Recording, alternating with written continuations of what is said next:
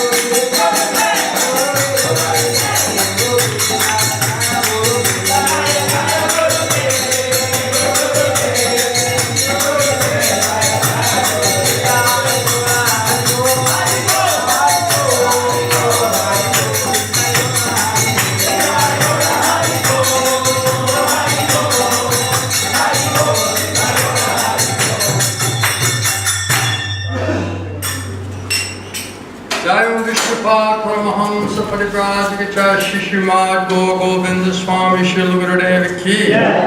Jayam Vishnupad Paramahamsa Parivrajaka Shishimad His Divine Grace Srila A.C. Bhaktivedanta Swami Srila Prabhupada Ki. Jayam Vishnupad Paramahamsa Parivrajaka Shishimad His Divine Grace Srila Bhakti Siddhanta Saraswati Goswami Srila Prabhupada Ki. Ananta Koti Vaishnava Binda Ki. Namacharya Srila Haridas Thakur Ki. Namsikaho Shri Krishna Chaitanya Prabhu Nityananda Shri Advaita Gadadhar Shri Vasudeva Shri Gaur Bhakta Binda Ki. Jai Shri Radha Krishna Gopa Gopinath Shyam Mukund Radha Kund Giri Govardhan Ki. Shri Vrindavan Dham Ki. Shri Mayapur Navadvip Dham Ki. Shri Kshetra Jagannath Puri Dham Ki. Ganga Mai Ki. Jamuna Mai Ki. Bhakti Devi Ki. Tulasi Mahanadi Ki. Shri Shri Gaurita Ki. Shri Krishna Balaram Ki. Shri Jagannath Baladev Lady Subhadra Devis Ki. Shri Radha Gopinath Ki. Shri Radha Gopal Ju Ki. Shri Radha Madhava Ki. Premanam Sankirtan Jagya Ki. Jai Shri Radha Madhava Ki. Gantara Srimad Bhagavatam Ki. Or Premanande. All glories to the assembled devotees. All glories to the assembled devotees. All glories to the assembled devotees. All glories to Shri Guru Shri Gauranga. Namo Vishwadaya Krishna Prestaya Vadaya Shivati Govinda Swami. Namo Vishwadaya Krishna Prestaya Vadaya Shivati Bhakti Vedanta Swami. Namaste Saraswati Devi.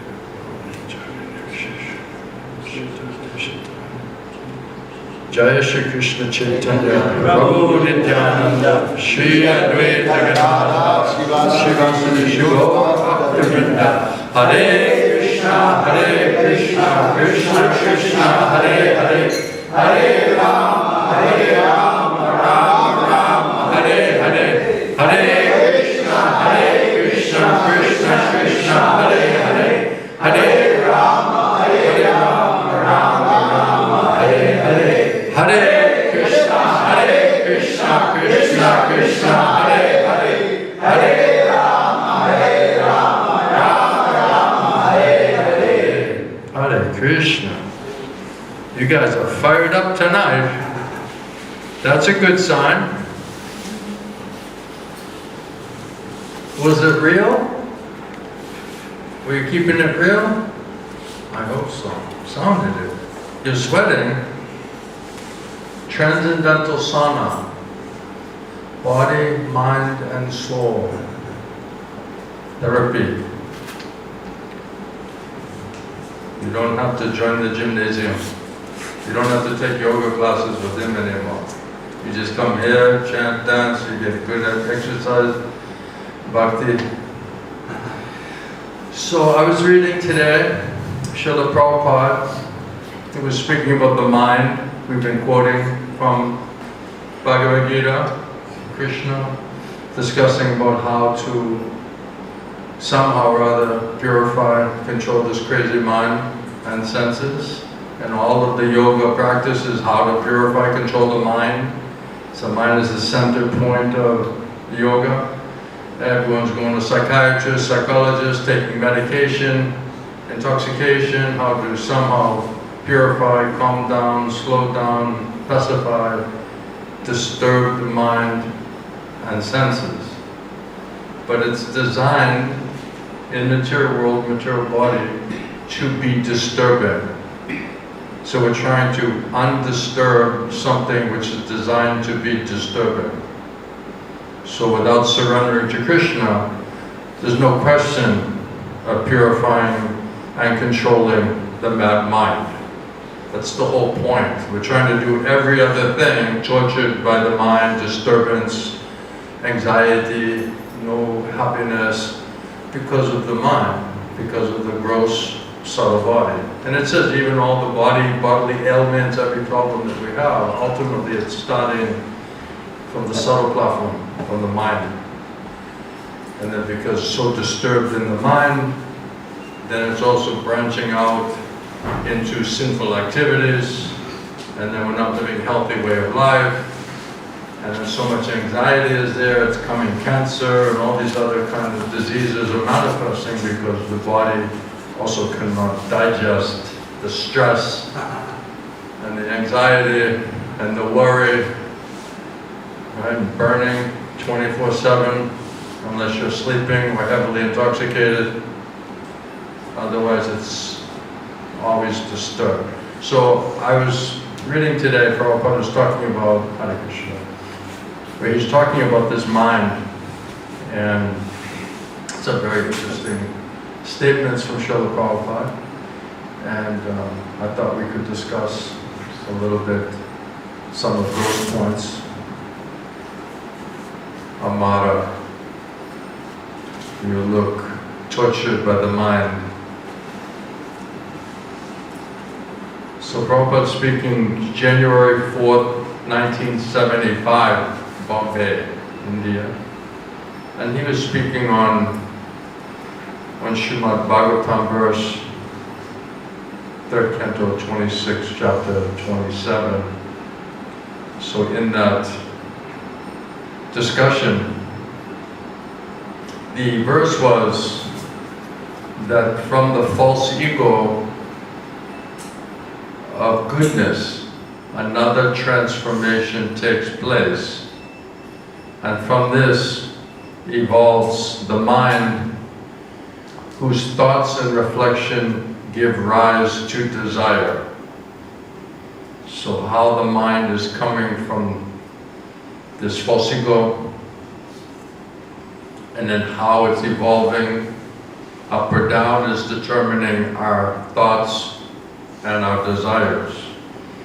If we're purifying and elevating, spiritual thoughts, spiritual desires. If we're contaminating and degrading, materialistic thoughts and degradation. So in this verse from Srimad Bhagavatam, I'll just quickly read that verse. Om Namo Bhagavate Vasudevaya. Om Namo Bhagavate Vasudevaya. Om Namo Bhagavate Vasudevaya. Om Namo Bhagavate Vasudevaya. Om Namo Bhagavate Vasudevaya. That's Srimad Bhagavatam. So again, that verse Prabhupada is referring to, it says that from the false ego of goodness, another transformation takes place, and from this evolves the mind, whose thoughts and reflections, they give rise to desire. So whatever we're thinking about, that is creating the desire, whether spiritual or material. And in this purport, Srila Prabhupada explained that the symptoms of the mind are determination and rejection. So basically hankering, determined to do or get something, and then rejecting. So accepting what we think is for sense gratification, and rejecting that which we think is not for our sense gratification. So the nature of the mind is it's determined, hankering for something, spiritual or material, or it's rejecting it because somehow we're thinking it's not going to give us either spiritual benefit or material benefit. So either way, we're hankering and rejecting. This is a symptom of the mind. And that, Prabhupada says, is due to different kinds of desires, either spiritual or material. So we desire that which is favorable to our sense gratification, and we reject that which is not favorable to our sense gratification. So if it's for our sense gratification, we're like, yeah, yeah, yeah. If it's not for our sense gratification, we're like, oh, you know, I'm not into that, I'm not interested in that, that would be difficult, that will be, right? So we're rejecting that which is not favorable to our sense gratification. So the material mind is not fixed. We're trying to fix it but it's designed, the material mind is designed not to be fixed. It's chanchalam. The very same mind can be fixed only when we seriously engage in activities of Krishna consciousness. So if we surrender to Krishna, serious engagement in devotional service, then Krishna will purify, control the mind and the senses. If we don't use that intelligence to keep our mind and senses engaged in devotional activity, then it's accepting and rejecting on material false ego platform. So the mind, material mind, is not fixed and cannot be fixed, but the very same mind can be fixed when it's seriously engaged in activities of Krishna consciousness. So Krishna says your mind can be your best of friend or your worst of enemy. So if we don't engage it in devotional service for the pleasure of Guru and Krishna, then it's acting not fixed, means accepting and rejecting on material sensory platform, which is the root of the problem. Otherwise, Prabhupada says, as long as your mind is on the material platform and it's hovering there, accepting and rejecting, all of that accepting and rejecting is asat. It's all temporary. So we said Krishna Parampara, Shastra, that's absolute, fixed, absolute sat knowledge. Everything else is asat. Everything else is material, false ego, accepting, rejecting, on material platform is all asat, means temporary. It is stated, Prabhupada said, that he whose mind is not fixed in Krishna consciousness, not accepting Krishna's instruction, it's forced to hover between acceptance and rejection. Accepting and rejecting, accepting and it's just hovering back and forth, accepting and rejecting on material false ego platform, asa. However advanced a man is in academic qualifications, as long as he is not fixed in Krishna consciousness, he will also simply accept and reject, and will never be able to fix his mind on a particular subject matter. Because the mind, asat, material mind, is meant to be chanchal. It's not fixed. We're not peaceful because the mind's not fixed. And unless we surrender to Krishna, that's the only way Krishna purifies, controls the mind. Without that, the mind is working as worst enemy because it's accepting and rejecting on sinful platform. Planning, thinking, feeling, willing towards sinful activity, which is actually what is always putting us into anxiety and trouble. So if we choose not to fix it in devotional service where Krishna controls, purifies mind and senses, then automatically false ego, asat, Maya platform, accepting, rejecting, chanchalam, not fixed, means no peace. No peace means no happiness. So that was the purport from the verse, and then Srila Prabhupada is speaking in this class. The AC is on? Can you do it on?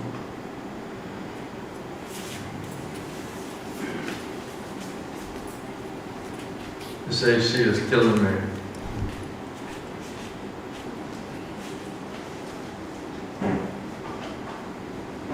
This body, right? It's getting not too cold, not too hot. We're trying to regulate the body. We're trying to regulate the mind. You know, to like the perfect chemical balance, lifestyle balance, all around how to keep your body as peaceful as possible, not too much stress, not too little stress, right? Mind not so disturbed, right? So we're just basically stuck in the middle where the body and the mind is all over the place in the modes of nature, And we're just trying somehow or other to control this mind and this body and the situation and the environment and the association and the activities to keep it as peaceful and happy as possible. But without surrendering to Krishna, there's no way to control any of that. That's why we get so frustrated. That's why we're all control freaks. Because everybody is trying to say, okay, I know what my body and mind needs to be reasonably peaceful and happy. So everyone's trying to do that at exactly the same time. Okay? And Adam's like, look, I need you all to do this for my mind and my body to be peaceful. And then Sanatana's like, but I need things to go in this way so that my mind and my body will be peaceful and fixed. Right? And then he's thinking, hey, you guys, I need you guys to cooperate.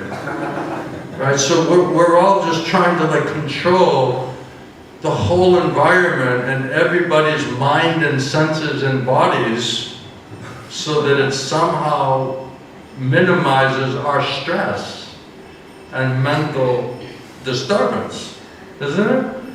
That's where the problem is. And at the same time, we're competing with Krishna. So we're all competing with Krishna. We're trying to control everything else to keep our body and mind as balanced as possible in a world which is totally unbalanced. Isn't it? That's great.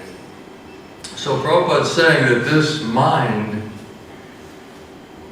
is material because it's the product of the transformation of the modes of goodness. Hare Krishna. Then gradually, being contaminated by different kinds of asatsanga, we're developing materialistic desires. So the soul is pure, then mode of goodness, the mind is there, then we're taking that mind and putting it into asatsanga, more degraded association, means more degraded materialistic desires, sinful desires.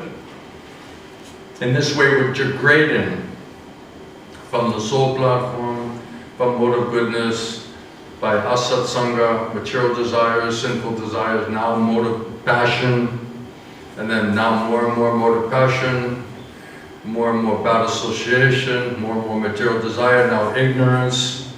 So in this way we're degrading ourselves because of the asatsanga, and the contamination that's coming from the asatsanga is what's creating the different qualities or different types or kinds of materialistic desire. So Prabhupada says, Kama Esha, Krodha Esha, Rajaguna, Samudbhavam, from Bhagavad Gita 3:37. Don't you hate flies? Flies are like so annoying, right? But can we control them?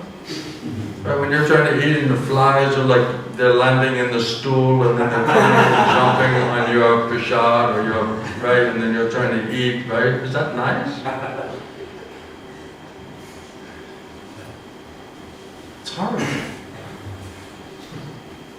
Yeah. Proving my point, right? So we need to control the flies, the mosquitoes, the other living entities. Everyone should cooperate. Okay? Sit down, enjoy spiritually. Oh no, you're going to start speaking, you're going to translate? He's coming over for translation? Can you handle it? He can understand me, right? How much do you understand? 40-50%. 40%. And then when he translates, it's like 20%.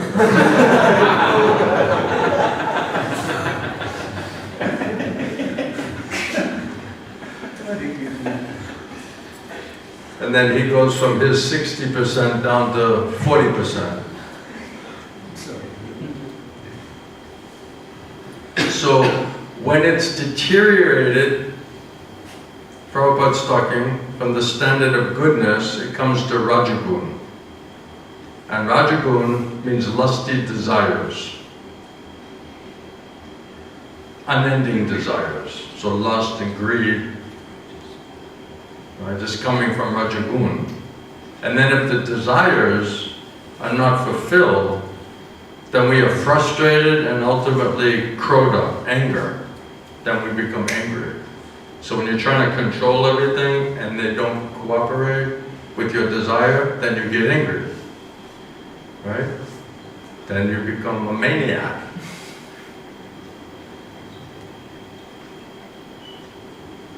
So everything becomes this, how does Prabhupada say?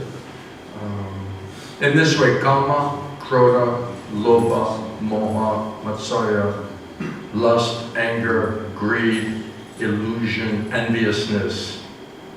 All of these things become prominent and we become servant of all of these different propensities. This is due to the mind. We're forced. Because of our satsanga, under material modes of nature, we're developing materialistic thoughts, materialistic desires, materialistic attachments. This is throwing us into more and more illusion, and in this way degrading the mind by the asatsanga. So the business of the mind, Prabhupada says, is sankalpa, vikalpa. Sankalpa and vikalpa. Sankalpa means decide to do something. So the mind is always making a plan, always hankering after something, always deciding how to do something. And then vikalpa means how to reject it. So when it's not working, we're trying to reject it. So we're hankering, making plan how to accept something, or we're rejecting it, how to get out of it when it's the root or cause of our suffering condition, when there's no longer sense gratification. So this is the activity, the function of the material mind is sankalpa, vikalpa, deciding to do something, to plan to do something, hankering to do something, always plan making, and then when it's not working or going according to our estimation or hope or desire, then we're backpedaling and we're trying to reject it and get out of it, and we're doing crisis management.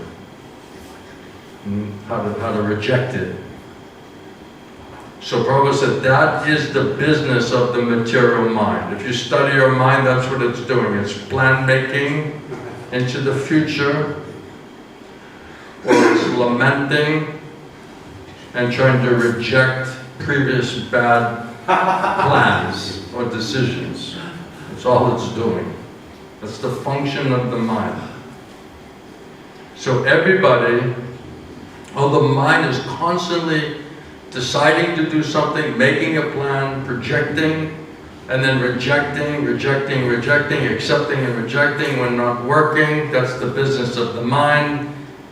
But although the mind is engaged, everybody's mind is engaged like that, Prabhupada said everyone in the middle of that is actually desiring peacefulness for their mind. So mind is so disturbed, but we want the mind to be peaceful. Yes. But the material mind, the nature is sankalpa, vikalpa. It's restlessness. So material mind, because ultimately it's Maya is there. You don't want to surrender to Krishna? Okay. I'll put plans, it'll blow up, it'll be source of your suffering, and then you'll be trying to reject the plans. But basically material mind, the sitting place is of Maya, is in that mind. So it's accepting and rejecting. We want the mind to be peaceful, but the very nature of material mind means it's restless. You cannot keep it fixed. You get a moment of peace or so-called peace, you're like, okay, and then the next second it's gone. You can't hold on to it. Because the nature of that material mind is it's always accepting, planning, or rejecting, lamenting and rejecting. So Prabhupada says you cannot fix up the mind. You can't fix up the mind and make it steady materially.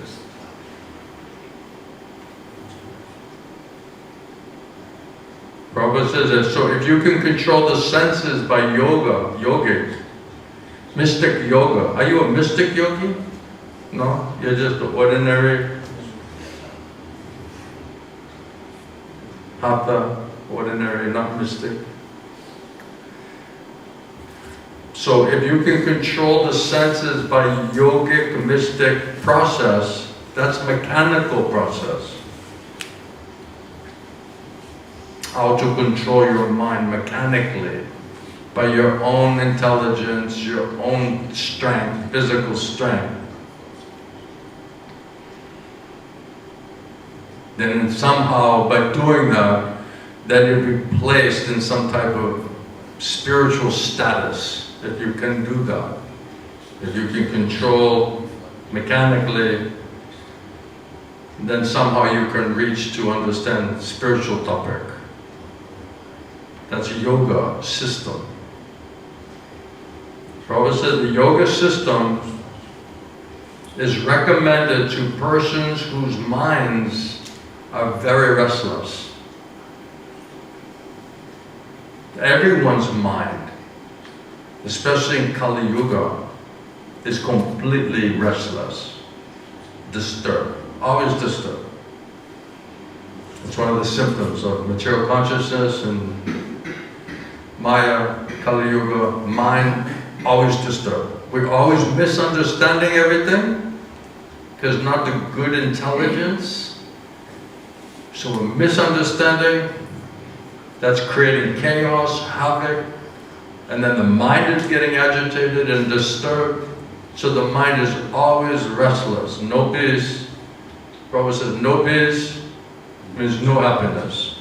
So everyone's mind is restless. Everyone's mind is restless. It says only pure devotee of Krishna can be peaceful.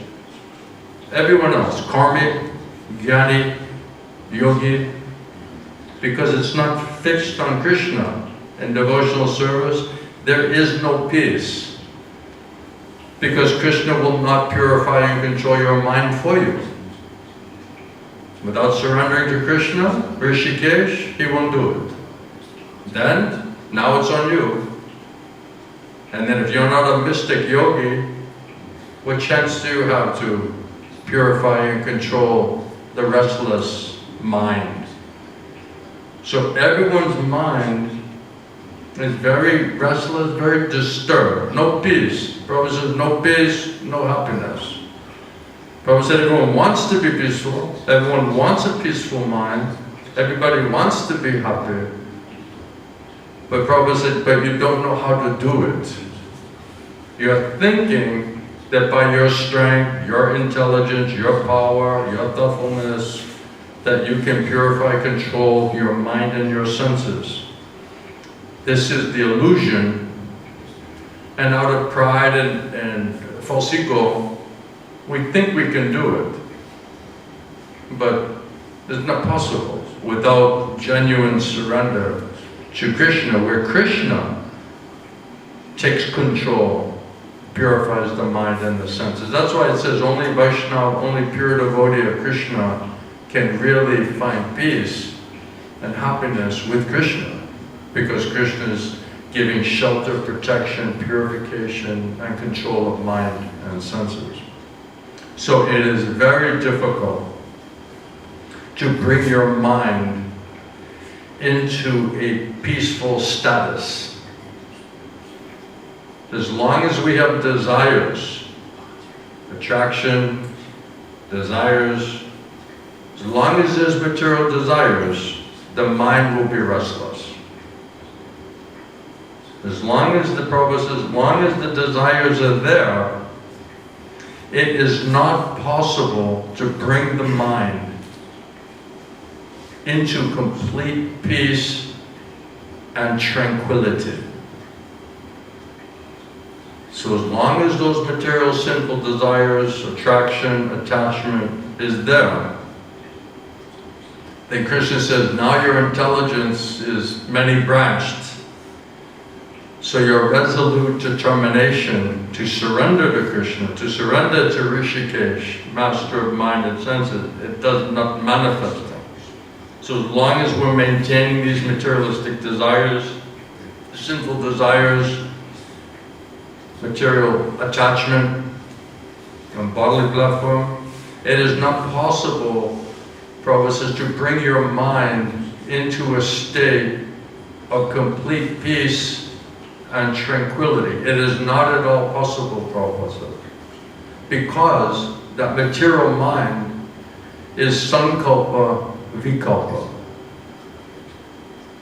It's always planning, always projecting for happiness, sense enjoyment, some plan. If I just go here, if I just get this, if I'm just with this person, if I can get this job, if I can get this money, if I can, right? It's always making some plan, projecting. And then we're not doing, can't get it, then we're lamenting. Or we got it, and it's a disaster, and then we're like, oh, let me reject this one. This is not good. So accepting, rejecting. Sankalpa, vikalpa. So Prabhupada says, as long as you have these desires, it is not possible to bring your mind under control. And Prabhupada says, everyone wants a peaceful mind. Everyone wants a peaceful, healthy body and mind. Nobody can deny that. But as long as we have the material desires, we are forced to live with the mind which is chanchalam. It's flickering in asat, on material platform. Accepting, rejecting, plan making, rejecting. That's all it's doing. That means there's no peace, no tranquility because of the material desires, sinful desires. So devotee means how do you purify and get free from sinful thoughts, sinful plans, sinful desires, materialistic desires. How do you purify those desires? Because without purified desire, without making it spiritual desire, those material desires will constantly keep you on accepting, rejecting material, mental platform, which is very disturbing, never satisfying, therefore no peace, no happiness. So Prabhupada said the whole problem is the mind. It can be your best friend if it's purified and controlled properly in Krishna consciousness by Krishna's mercy. And if you're not accepting that, then automatically you're handed over to Maya. Maya takes control of your mind, puts all the material desires, material thoughts, material plans, and then we start saying, oh, that sounds interesting. And then we start plan making, how to do it, what to do, thinking, feeling, willing. Then once again, disturbed mind, chanchala mind, accepting, rejecting means there's no peace because of the desires. So my Guru said, you can't hear Krishna, you can't hear Guru, because your mind is stolen by illusion. Because you're thinking about your wife, your husband, your children, your mother, your father, your material relations, friendships, material assets, objects of sense gratification, because so bewildered by all of these things. Then Krishna says on material, bodily, falsical platform, you can't hear me. So if we don't get good higher authority and instructions from Krishna, there's no way to fix mind and senses in those instructions for the pleasure of Guru Krishna, Rishikesh, master of mind and senses, then what happens? We're left with this mind, which is tucha, agitating, disturbing, and trying to control. No, it's not good to think like that. This is not good, definitely it won't work, but still forced, without surrendering to Krishna, forced to think about it, forced to be disturbed, and they're not getting frustrated, angry, agitated, because unfulfilled material desire, unfulfilled lust, then we get frustrated, we get angry. This is the root of the problem. So Prabhupada's saying that even in Chaitanya Charitamrita, Kaviraj Goswami, even persons who are very pious persons, who are acting very piously, and those who are impious, those who are acting sinfully, either way, there's no question of peace of mind. It's not possible on material plans. Even those who are acting very piously, not even sinfully, piously, even that is not possible for them to have peace of mind. What to speak of if we're thinking, feeling and willing towards sinful thoughts and sinful activities? No question of peace of mind. And Prabhupada said, no peace of mind, no tranquility, there's no happiness. Just agitation, disturbance, unfulfilled desire, frustration, anger, lamentation, anxiety. That's material platform. So no peace of mind.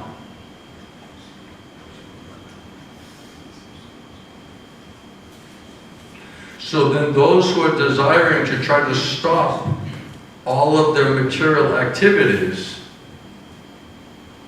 by their own strength, intelligence, okay, I just won't think like that, I won't do like this, pious or impious, without surrender to Krishna, they also cannot control their minds.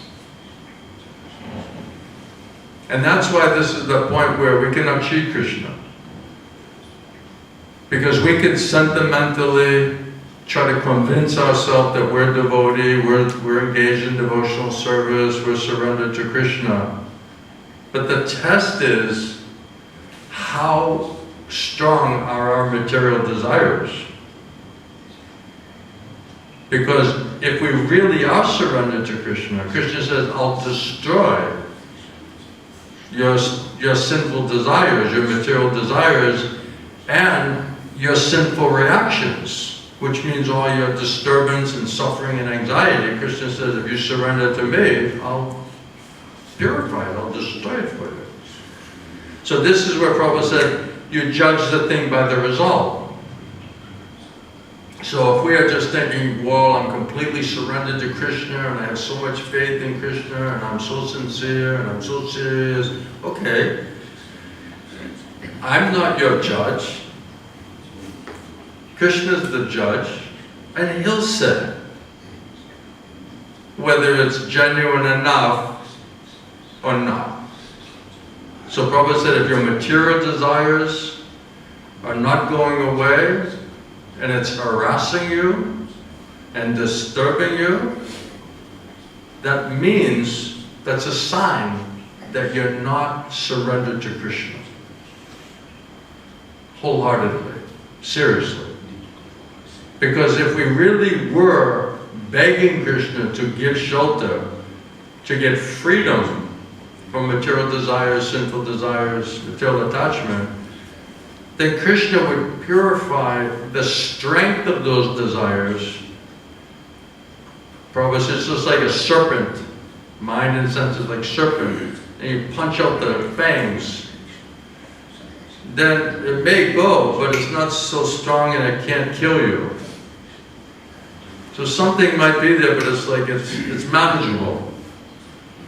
not disturbing. You just, oh, okay, I gotta surrender to Krishna and do my service. But without Krishna's mercy, Guru's mercy, without serious execution of devotional service, there's no way to purify the strength of those material desires, material attachments, sinful thoughts, sinful desires. And then if we're not able to do that, then Krishna will not give shelter.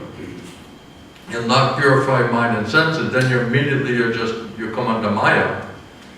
And Maya will just repeatedly harass you, haunt you, like a ghost. And then she tries to dress it up like it's spiritual, somehow.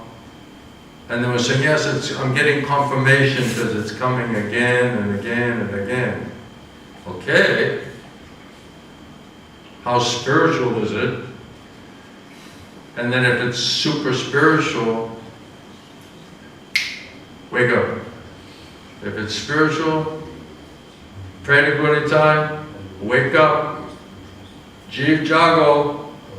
Alright? Then Prabhupada said you judge the result by the results. Hare Krishna Mata.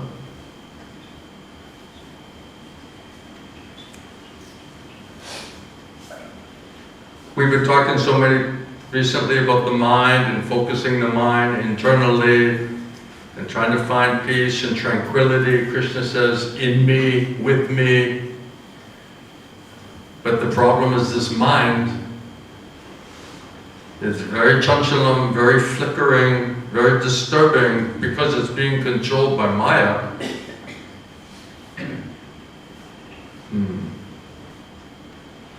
And then Prabhupada said, then you have the yogis, those ones who do karma yoga. They're doing pious activities, worshipping demigods, doing yajnas, doing all of this pious, how to somehow purify, control mind and senses. Then you have the jnanis, by their austerities, cultivation of knowledge. They're also trying to control their mind and senses without surrendering to Krishna.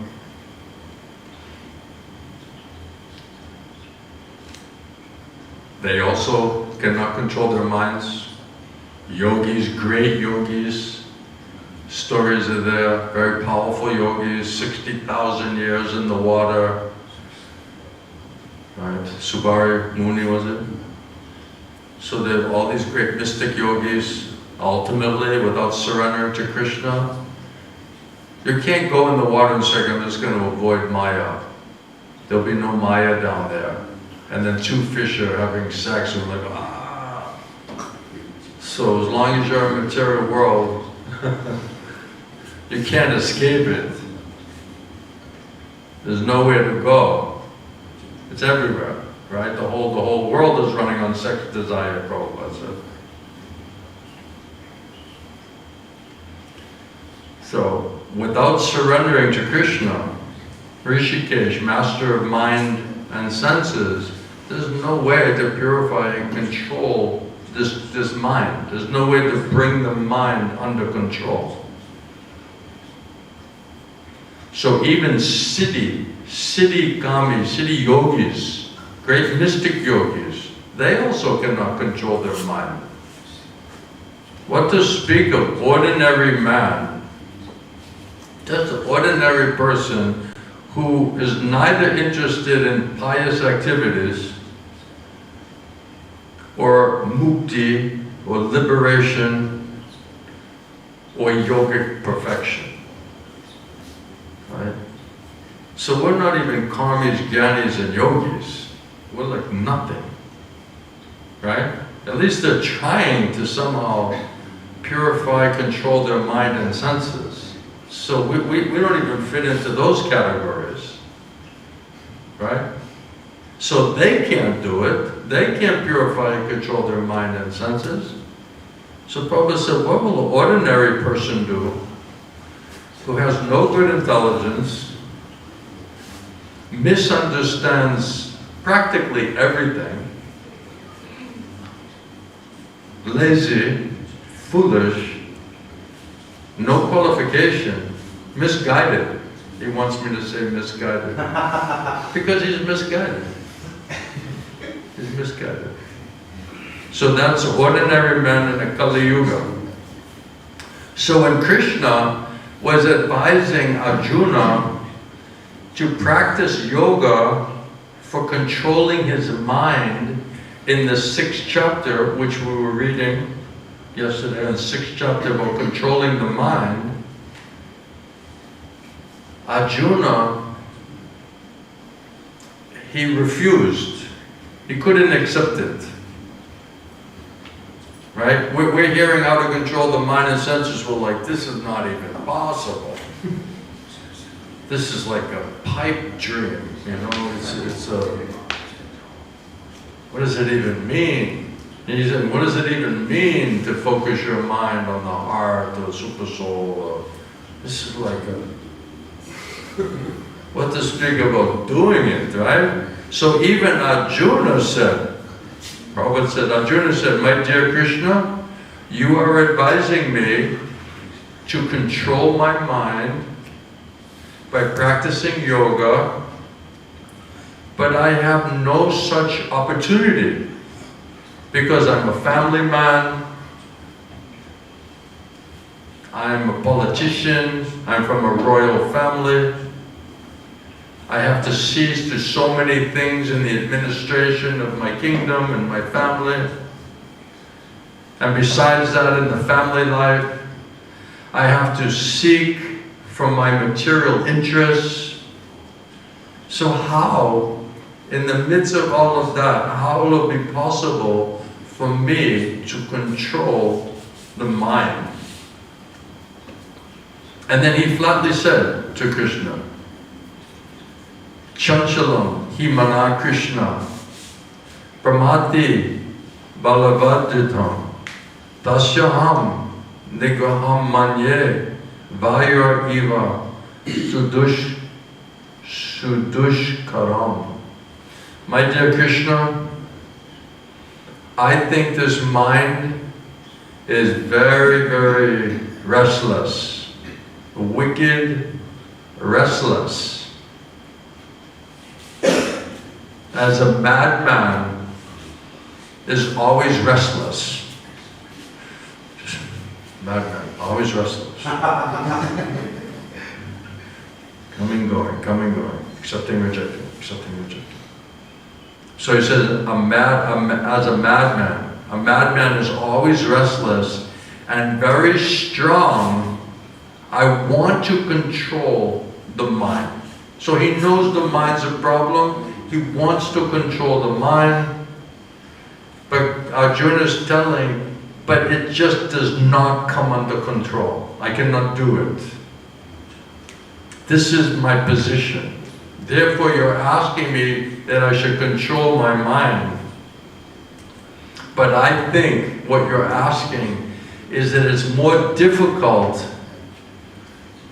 than controlling the wind. So Prabhupada says, suppose there's a very strong wind, like cyclone. So if you want to stop it, it's not possible. So similarly, Arjuna has compared his mind with the speed of a cyclone. That's the reality. And we're like, I'm just trying to control my mind. Good luck. Without surrendering to Krishna, good luck. Arjuna has compared the mind with the speed of the cyclone. So how is it to be controlled? So he admitted it's impossible. He denied it. It's not possible for me to control my mind and senses. He admits his defeat. But Krishna said, Prabhupada said, just to encourage Arjuna, he said he should not be disappointed that he could not control his mind. Don't be disappointed. But still, because the mind was always engaged and lotus feet of Krishna. He is best of all yogis. So yeah, okay, you cannot control, but if you engage your mind in serving Krishna, then Krishna will purify, control your mind and senses for you. It'll help you. Otherwise, not possible. So he encouraged Arjuna, don't be disappointed because your mind is always engaged in me. Arjuna, he might be anything, Prabhupada says, but he was always thinking of Krishna. He was always associating with Krishna. He did not know anything else but Krishna. And that is the position of first-class yogi. Are you first-class yogi? Only Krishna. Otherwise, if you try to control your mind from lust and anger and greed and illusion and enviousness or jealousy, it is not at all possible. You just have to change the position of such activities. So Narottam Das Thakur, he says that Kama Sambhava, Kama means desire. So your mind is very restless. It's always desiring something. So the best policy to control your mind is to desire how to spread Krishna consciousness. So give it a higher desire. You can't kill desire.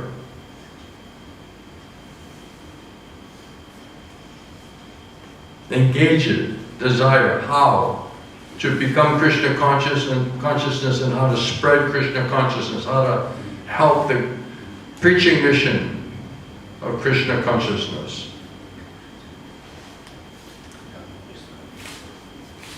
Kama, Krishna, what is it? Kamarpane from Prema Bhakti Chandrika. He says, I will engage my lust by offering the fruits of my work to Lord Krishna. I will engage my anger by directing it at those who are very envious of the Lord's devotees. I will engage my greed by becoming greedy to do sadhu sangha and hear Harikatha. By not attaining my worship of Lord Krishna, I will engage the quality of bewilderment. So he's saying my being bewildered means that I've not attained my goal of being Krishna conscious. And I will engage my madness by becoming mad, how to glorify the transcendental glories and qualities of the Supreme Lord. So he's taking all of those materialistic qualities and desires and transforming it or giving it a higher activity in and towards Krishna. All of them can be done like that. Anger, greed, lust, but not enviousness. This is the only thing that is like a nuclear waste. You can't do anything with it. You can't bury it, you can't send it into the space. It's just like an item that is like always toxic. So you can't bring that into Vaikuntha, your enviousness. Other thing you can purify and you can spiritualize, but not this enviousness. So he prayed that I will spiritualize these material qualities in and for the service of the Lord. That's the only way to purify them. Narottam Narottam Das Thakur said that you cannot be free from desire. You can't say, okay, don't desire that, don't desire this is not a good desire, don't desire this. You can't just always be not this, not that, not this, not that. You need a higher engagement for you have to have a better desires, higher desire. Don't think like that, don't do like that, not this, not that, right? You cannot kill desire. We just have to transform it. We have to spiritualize. We need a higher, more important, interesting, spiritual desire. And we get that by associating with sadhus, sadhguru, Vaishnavas. So they're giving us a higher plan, a higher desire, a transcendental plan, a transcendental desire. You can't kill desire. We just have to spiritualize it and engage intelligence, mind, senses in a transcendental spiritual activities in relationship to Krishna that automatically will purify these materialistic, sinful desires and qualities. So Narottam Das Thakur, he said, you cannot be free from desire. It's not possible. And even if you try to attempt that, it's useless. It's a useless attempt to not desire something.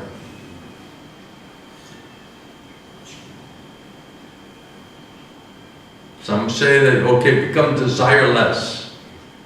Just become desireless. But Prabhupada said that is not at all possible. If I become desireless, I become dead. So long I'm a living entity, I must have some desire. You cannot stop it, you cannot check it. So desire must be there. But right now, Prabhupada says, present moment, you're desiring how you can become happy in the material world. How to acquire so much money, how to acquire this and that, how to get this, how to get that. That is material karma. So you're taxing your brain how to get this and that in material life, for so-called material happiness. But if you engage your intelligence, your mind, your intelligence, your senses in Krishna's service, how to spread Krishna consciousness and how to convince people about Krishna. If you're trying to always convince people about Krishna, you're also going to get convinced, isn't it? We're worried always about ourselves. I, me, mine. Total self-centered, self-absorption, meditating on I, me, and mine. But Mahaprabhu's movement is selfless. I mean, thinking about, worrying about the spiritual benefit of others. And Krishna says, if you can learn how to do that, then you will become very dear to me. So those persons who are trying to help other people to come to Krishna, Krishna says they become very dear to me. So Prabhupada said, this is how we're to be recognized. We're trying to be recognized in the material world. The pratishta. We want everybody to like us, everybody to respect us, everybody to worship us, right? But the real recognition should be spiritual. That Krishna, Mahaprabhu, Mahaprabhu's devotees, Sadhu, Guru, Vaishnavas, they see that we're trying to help in the preaching mission, to help people, to convince people to give up their suffering condition by surrendering to Krishna, then you will be recognized by Krishna, by Mahaprabhu, by Mahaprabhu's devotees, and they'll shower mercy and blessings and grace on you automatically. Whatever you need spiritually, whatever benefit is available will automatically come to you. Prabhupada gives the example when you're fighting in the war on the front line, the whole country is a ration. They're putting some ration, some restriction, some austerity, but not for the fighters. They're getting everything, the best that that country has to offer onto the front line. So Prabhupada said, if you become frontline worker and you're supporting the frontline workers, that's how to be recognized by Mahaprabhu, Krishna devotees. Then, okay, we may not be so dear, but we're trying to serve those who are very dear. We're trying to help them. So Prabhupada says, if you want to overcome your lust and your material desires, then engage your intelligence, your mind, your senses very actively, full time in preaching mission of Mahaprabhu, Krishna conscious movement. If you don't engage your intelligence, mind and senses for that, that will just be hovering on material, false ego, asat, mental platform, accepting and rejecting. Stand up. Stand up. Stand over there. Hare Krishna.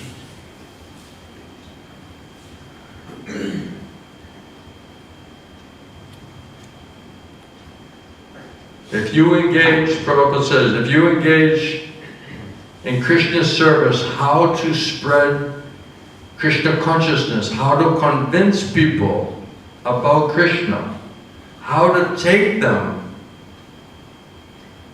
to what is Krishna's desire. Savadam and Prityaja, Mamakam Sharanam Praja.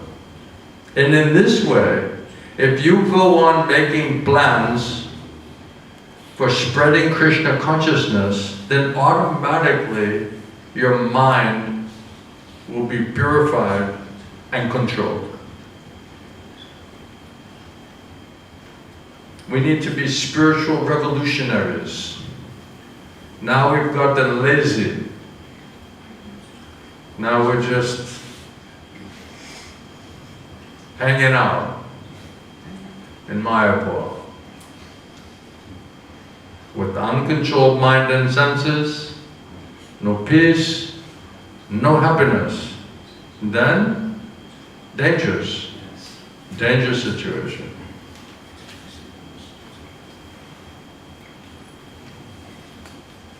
So if anyone is making this plan, right? Krishna has a plan, Mahaprabhu has a plan, Sadhu Guru Vaishnavas have a plan. Make their plan our plan.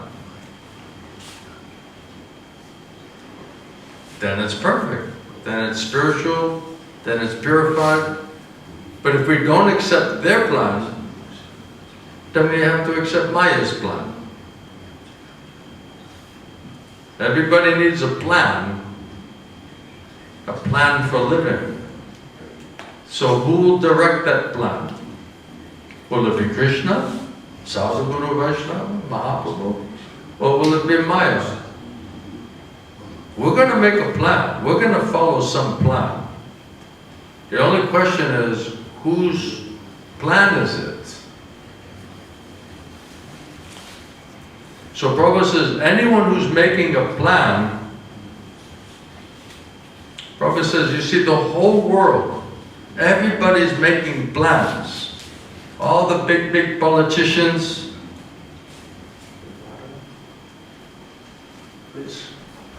all the big politicians in the government, central government, there's so many planning commissions.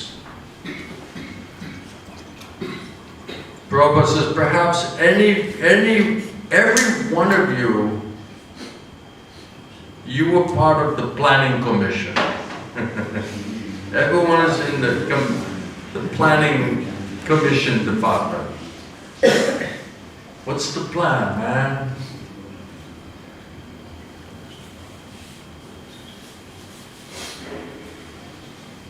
For the last 20 years, they're just simply making plans. I got plans, man. A lot of plans. Big plans, Srinivas. Big plans. And yet, none of the plans have become successful. That's why I said, what are we proud about? We make all these plans, okay, big plans, and then we're not able to do anything. So what exactly is our claim to fame? Well, I'm an official plan maker.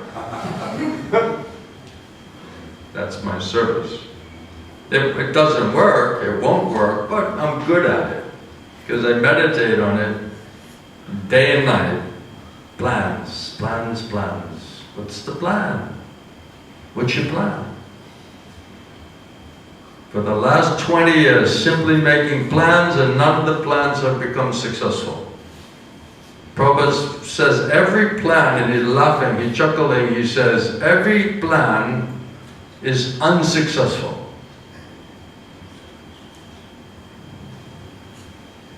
And then the end result, all they come after all the planning commission is 8 rupees a kilo of rice, your staple food.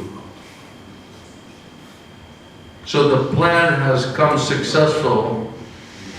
All of the planning commissions, he's saying, just to bring, how much is the rice, a kilo of rice cost? So long as you are materially affected, materially contaminated, and making plans how to get out of it, the material nature of Maya is so strong that it will, every time, it will baffle all of your plans. So if every time you make a plan, Maya baffles it, makes it unsuccessful, at what point do we stop giving up that plan-making business? Like, how many times does it have to fail before we realize I need a better plan? I need a plan that's going to be successful, materially and spiritually.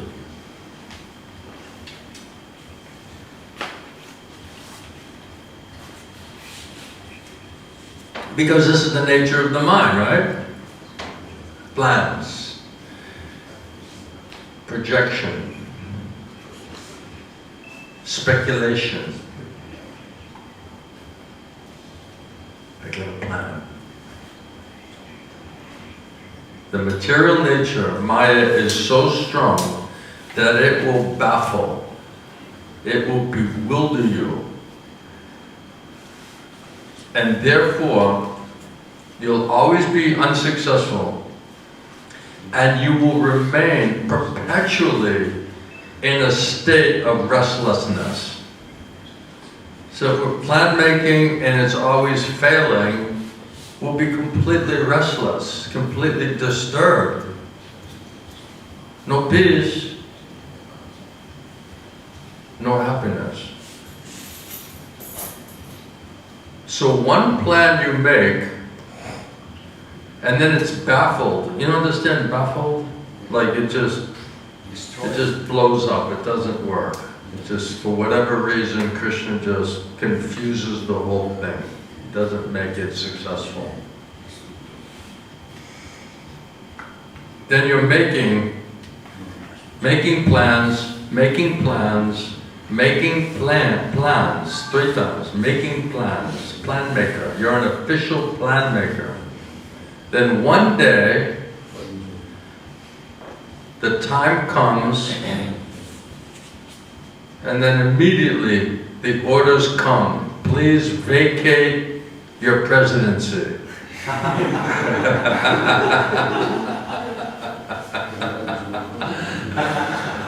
Please, give up your prime ministership. Vacate the temple president's office. Although I'm trying to make plans and make the successful plans, even up to the point of death, they're all asuric plans. Demoniac, materialistic, Maya plans.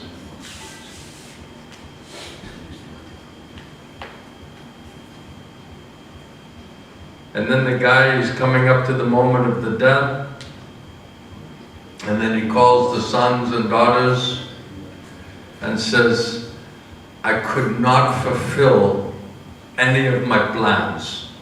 So now I'm entrusting it to you. I'm handing it over to you. And then the son, he goes on making plans. Now he's the plan maker. Making plans, plans, plans. And those plans will never be fulfilled. Okay, I couldn't do it, now you do it. And then he starts making plans, and then his plans are baffled and also cannot be fulfilled. In this way, that's what everybody's doing in material life.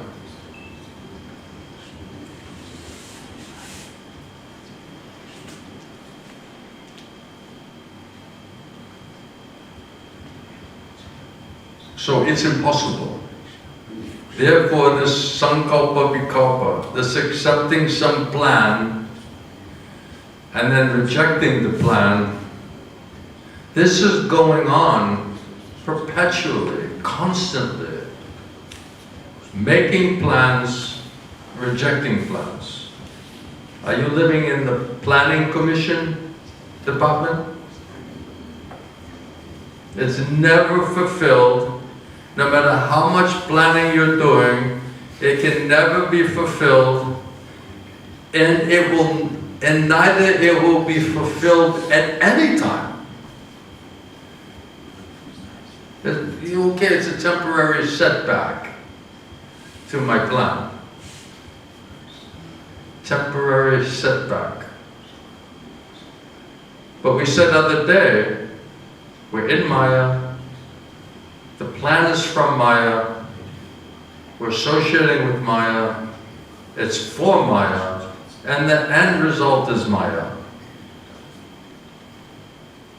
So why would you make a plan which is absolutely gonna fail?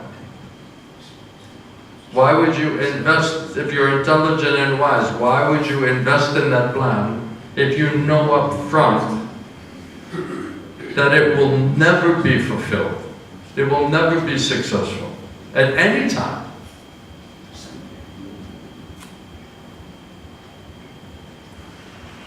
And yet that's what we're doing.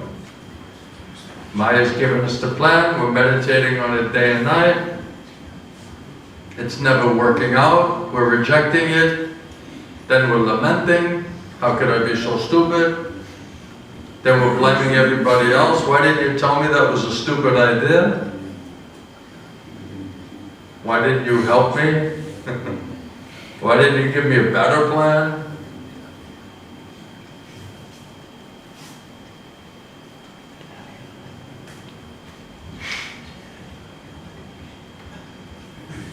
Prabhupada says here,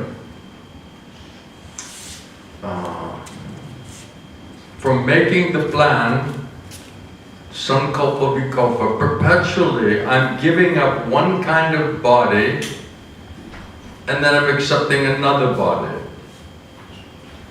Then I'm giving up the residence of one planet and I'm going to the heavenly planet.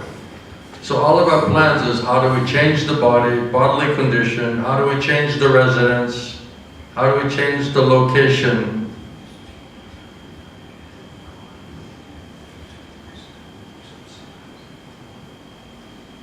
all the way up to, okay, maybe I'll go to the heavenly planets. So plan in the modes of goodness and passion and ignorance. There are different plans. Different kinds of bodies. Different residential quarters. Different locations, different planets. Prabhupada says we have experience in Bombay. If one body is living in Bombay for 50 years, how many plans he has made and how many apartments has he changed?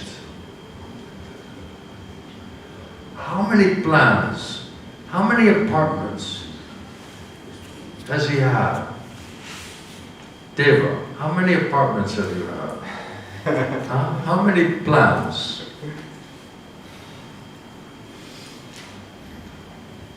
And even now he wants to change the apartment, right? He can't be, he needs a new plan, right? So in 50 years, how many different plans have you had? In 70 years, Robert, how many plans have you had, Bob? How many apartments have you had? A few? And even still, Prabhupada says, the plan-making business is still going on. Everyone has their experience.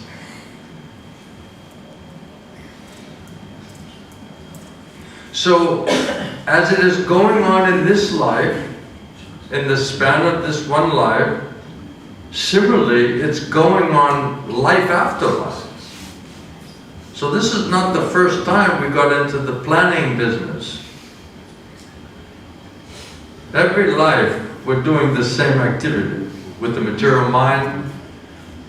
That's why we think we're so good at it, because we've been doing it a long time. Even life after life, Prabhupada said, this plan-making business is going on. So the intelligent person, they should understand how to stop this unlimited plan-making business which never works and there is no real solution. So, do we say, it's not working? It's never worked. It never will work. An intelligent person will understand, how do I stop this mental speculation and addiction to plan making?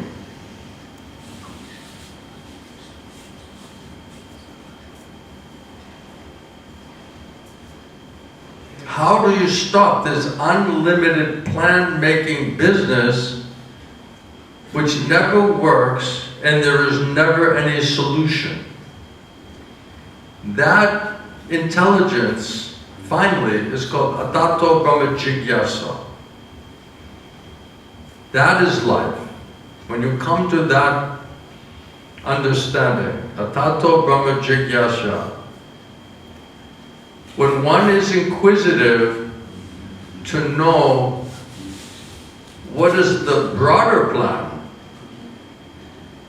what is the big picture, what is the big plan, what is God's plan, what is Krishna's plan, right? When one is inquisitive to know what is the broader plan, what is the Brahman plan? What's the Brahman plan? What's the soul plan? So Brahman, it means the biggest. The biggest plan. Where is the inquisitiveness to know the biggest plan? We're so narrow-minded, so kripana, miserly. We're not worrying about the bigger plan, the biggest plan, the Brahman plan. You awake? Yeah. Alright. So the biggest plan, isn't this interesting how Prabhupada explains it? Yes. We had the technical breakdown, right? But Prabhupada's putting it in a language Yes. which makes us really understand what's really going on here.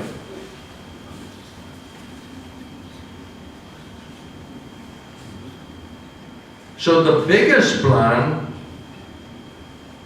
if anyone wants to understand that and becomes inquisitive for that plan, that is when real life begins. I'm alive. Atato Brahma Jigyasha. So an ordinary inquiry, he's talking about inquisitiveness or inquiry, jigyasa. What is the ordinary inquiry? What is the price of rice today? What is the situation of the strike?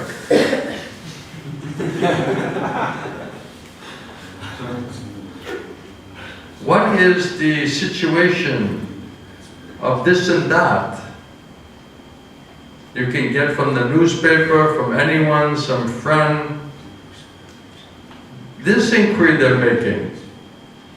But where is the inquiry, Brahma Jigyasa, where is the inquiry of Brahman? Where is that inquisitiveness? And then, where shall you make this inquiry? Even if you came to realize what's the biggest plan, what is Brahman, what is Krishna, what is Krishna's plan. So where do you make the inquiry to understand about that biggest plan? Will you go to the stock market, exchange market, or the local market and inquire there about Brahman, Atato Brahma Jigyasa? So Prabhupada says in Mundaka Upanishad, Tad Vijnanatam Sagurum Eva Abhigachet. To understand these things, this subject matter properly, one must humbly approach with a firewood in your hand as humble servant, a spiritual master who is learned and realized in the Vedas and firmly devoted to the absolute truth. That's where we have to make that inquiry. Prabhupada said, this is the injunction of the Vedas. You must find out a guru. Samit Pani Shrotyam Brahma Nishtam. Guru means Brahma Nishtam. That is the Guru's qualification. And Shrotyam, one who has heard from disciplic succession. He is a Guru. And not anyone else. Not any one magician. Prabhupada says he is a magician. One who's fixed in transcendental understanding, consciousness platform, unflinching faith, Guru Sadhu and Shastra, Krishna, because they have heard from Krishna in disciplic succession, parampara, that is the Guru's qualification. The Guru, as Krishna says, Krishna's original Guru, Adi Guru, he's Brahma's Guru, Lord Brahma. Who can be a better Guru than Krishna? Tene Brahma Hridaya Adikavaya. He instructed Brahma. And then Brahma, he instructed Narada. And Narada, Vyasadeva. And then Vyasadeva gave so much Shastra, so much literature. This is called Parampara system. So we must have heard perfectly in that disciplic succession of Parampara system.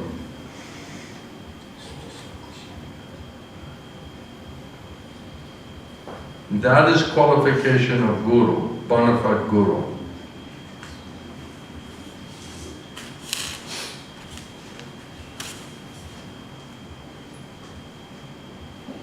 So it's said, Atato Brahma Jigyasha, stated in Brahma Sutra, that your life's desires, it should not be directed to a material sense gratification, but rather one should desire a healthy life of self-preservation, since the human being is meant for this inquiry about the biggest plan, the Brahman plan. That's why Prabhupada said, when you make this inquiry from right personality, your life now is beginning. Now you're in a human form of life. That means transcendental inquiry. That is the point of the human form of life, to come to that inquiry, to come to that inquisitiveness for that plan. And nothing else should be the goal of one's works. So if we don't get a better, bigger plan, we're going to be left with our small-minded, narrow, selfish, materialistic plan-making business, which is guaranteed to fail. And it's never worked, and still we don't give it up. So the Bhagavatam, Prabhupada said, Bhagavata says, Jivasya Tattva Jigyasha. The living entity's only business is to inquire seriously about the absolute truth. Not curious, not entertain me, but serious inquiry into the nature of the absolute truth. That is the point of human form of life.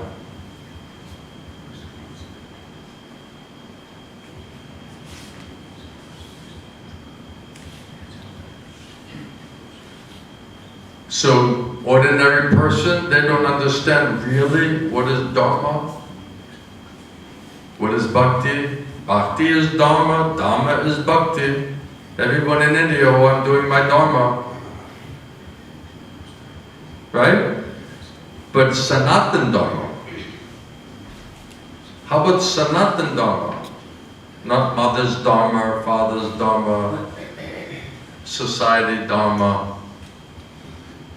institution, college, university Dharma, friends Dharma. Right? Real Dharma means Bhakti. Sanatan Dharma means soul Dharma, occupation of the soul. But we don't know what is Dharma, Prabhupada says. What is real Dharma? That is the difficulty. So that you have to learn from Krishna, from the Guru. Atato Brahma Jigyasha. And what does Krishna say? Savadam and Prachaja Mamakam Sharnam Braja. That is Dharma. If someone says, what is Dharma? Then you say, Savadam and Prachaja Mamakam Sharnam Braja. Let's compare our understanding of Dharma. Your friend's saying you should surrender to your parents. And you're saying to your friend, no, you should surrender to Krishna. Isn't it? So what is the best Dharma? What is the biggest Dharma? Sanatan Dharma. And Prabhupada says, that is Dharma.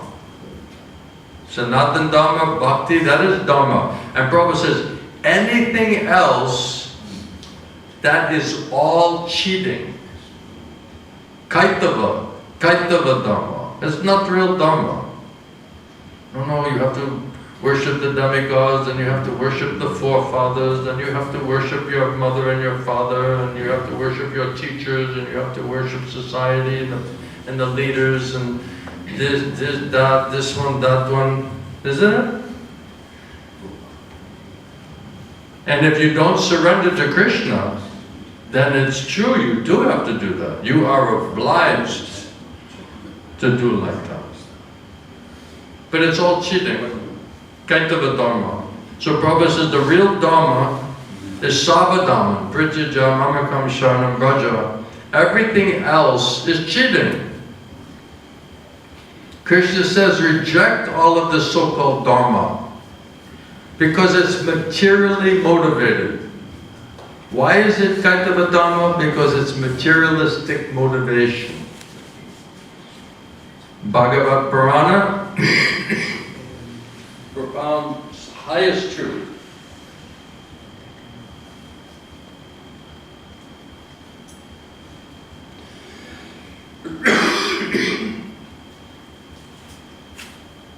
Thank you. Thank you. You see how complicated life can be?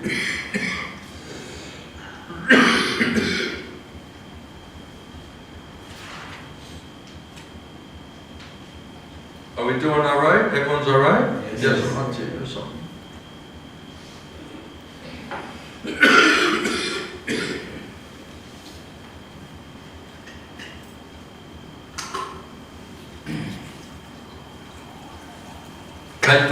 Kaitava Dharma. And moksha is another cheating. Oh, I'm doing moksha. No, that's also cheating. It sounds very good, right? I'm after moksha.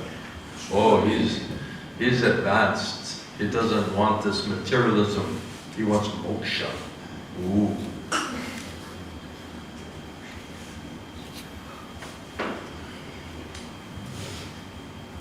Prabhupada said that is another type of cheating. Just another type of cheating. You cannot become one with Krishna. We are all eternal servants of Krishna.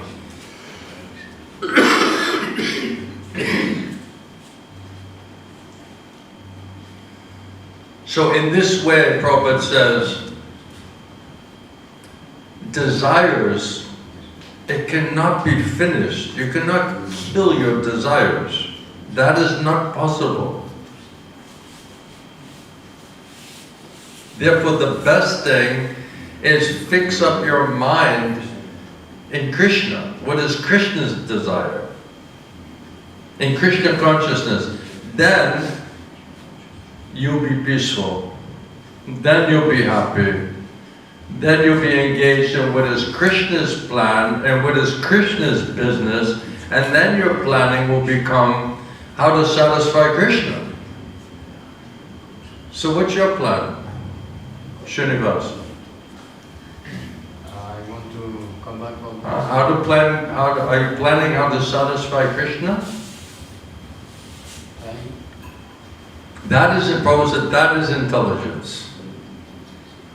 So have we given up our material, mental, false ego, Maya plan-making business for our own pleasure? Have we come to the intelligent soul platform to understand what is the biggest plan, what is the Brahman plan, what is Krishna's plan? That is intelligence. Prabhupada said, now you're a human being. Now you've come to human consciousness. Before that, just animal. Eating, sleeping, mating, defending. Only thought. Only everything is for that plan. Eating, sleeping, mating, defending.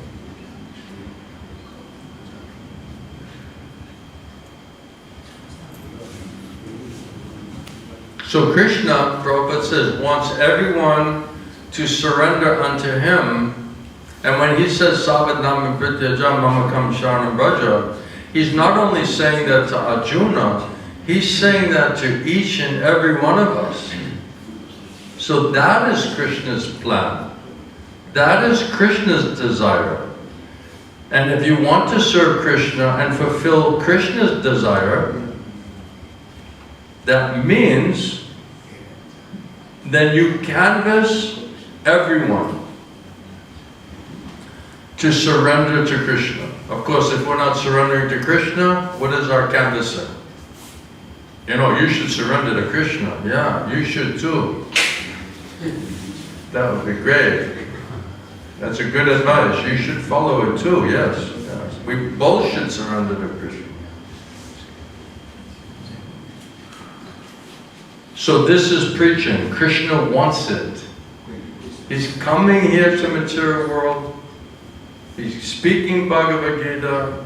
He's coming again as Sri Chaitanya Mahaprabhu to save fallen conditioned souls. Otherwise he has no business to come here.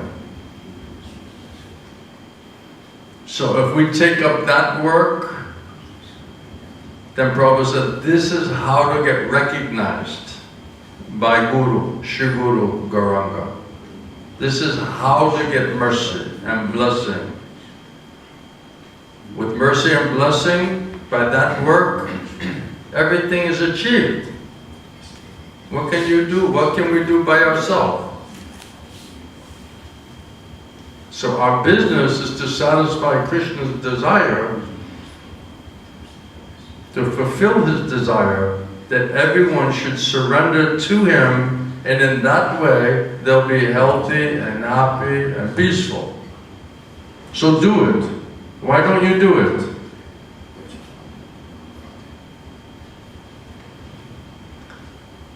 So Prabhupada is also convincing us.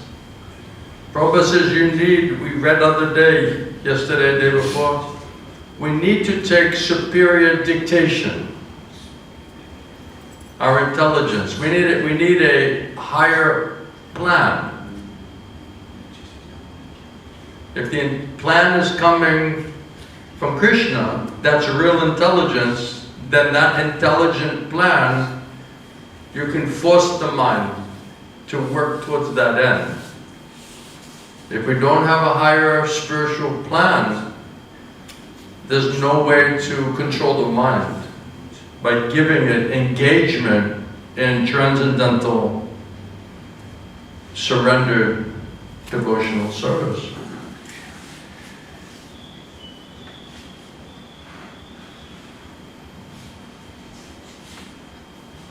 Any question or point?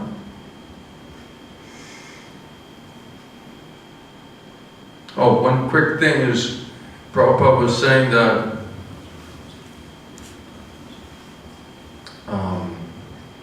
you have to go to the school of the Guru.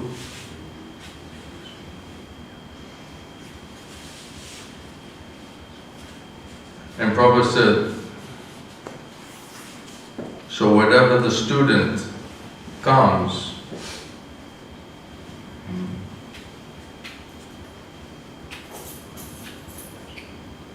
whatever they will bring, that will be cooked and then offered to Krishna, and then the prasadam will be distributed amongst themselves in ashram. That was the process. Not 20 rupees fee and give some bribe to enter into the school, and that is also rascal education. No, first class education means without any fee. Without any fees. You cannot charge anything. You cannot ask them to pay you something. Right? Oh, you want to go to the Kirtan Mela? Yeah. You want to learn yoga, psychology, cooking class. Without first class education means no fee. Prabhupada was laughing, he said, people are so unfortunate, they'll pay thousands of dollars to go to the stadium to hear a lecture on zero. But if you say, come and hear about the absolute truth, Krishna consciousness, and we don't charge you anything, then nobody wants to come. They're so foolish, Prabhupada said. They'll pay thousands of dollars to talk about zero. And Prabhupada says, we're giving the highest information, highest knowledge, highest education, most confidential knowledge. And Prabhupada was proud that we're not charging anybody. Free of charge. That is first class education.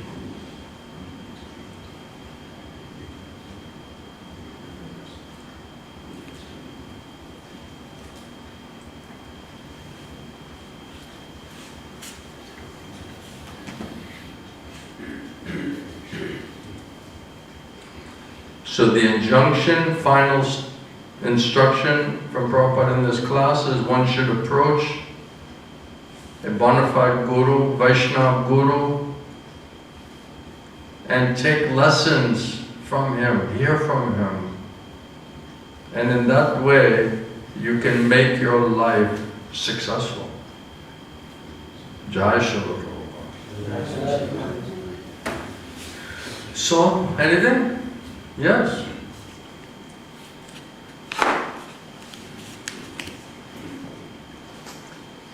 Have you stopped plan making? I'm trying. Hare Krishna, Maharaj. Hi. Thank you. Thank you so much. And this is from the Bhagavatam. It's I don't understand something here. So Prabhupada is talking about the living entities are always in anxiety. The people in the material world are always in anxiety? No, the living entities are always in anxiety. Yeah. And Prabhupada says we can get liberation only when the anxiety is changed or directed to the devotional service. Only when what? Anxiety is changed or directed to devotional service. What? We can only get out of anxiety when we direct our energy towards devotional service. Yes, when we engage intelligence, mind and senses in surrendering to Krishna, then Krishna purify your mind and your senses and take away your sinful material desires and attachment. Then you become peaceful. Then?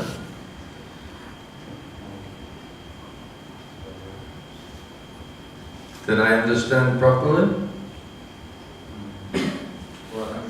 Prabhupada saying then you become peaceful when you engage in serious devotional service, surrender to Krishna, right? Is that what you just read? Yes, Prabhupada is saying the liberation or mukti means getting relief from these constant anxieties. You get relief from constant anxiety when? And liberation is means getting relief from these constant anxieties. And Prabhupada says this is possible only when the anxiety is changed or directed to the devotional service of the Lord. Then if you surrender to Krishna, Krishna named Rishikesh, he's controlling mind and senses. So Krishna said, if you surrender to me, I'll purify your mind and your senses. Then your soul will become liberated. Then you'll be free from mental speculation and plan making under falsifico modes of nature directed by Maya, which will completely disturb you and will always fail. So without Guru and Krishna's mercy, by our sincere desire to want to understand absolute truth and surrender to Krishna, then how will we give up the strength of these materialistic thoughts and desires and attachments, which are all on gross, subtle, material, bodily platform. If you surrender to Krishna and Guru, they will purify all of these thoughts. It says even in your dreams these thoughts will not come to you. So if the false ego is dissolved and purified mind and senses, then the only thing left is soul. Then soul is liberated platform, Brahma Bhuta Prasanatma.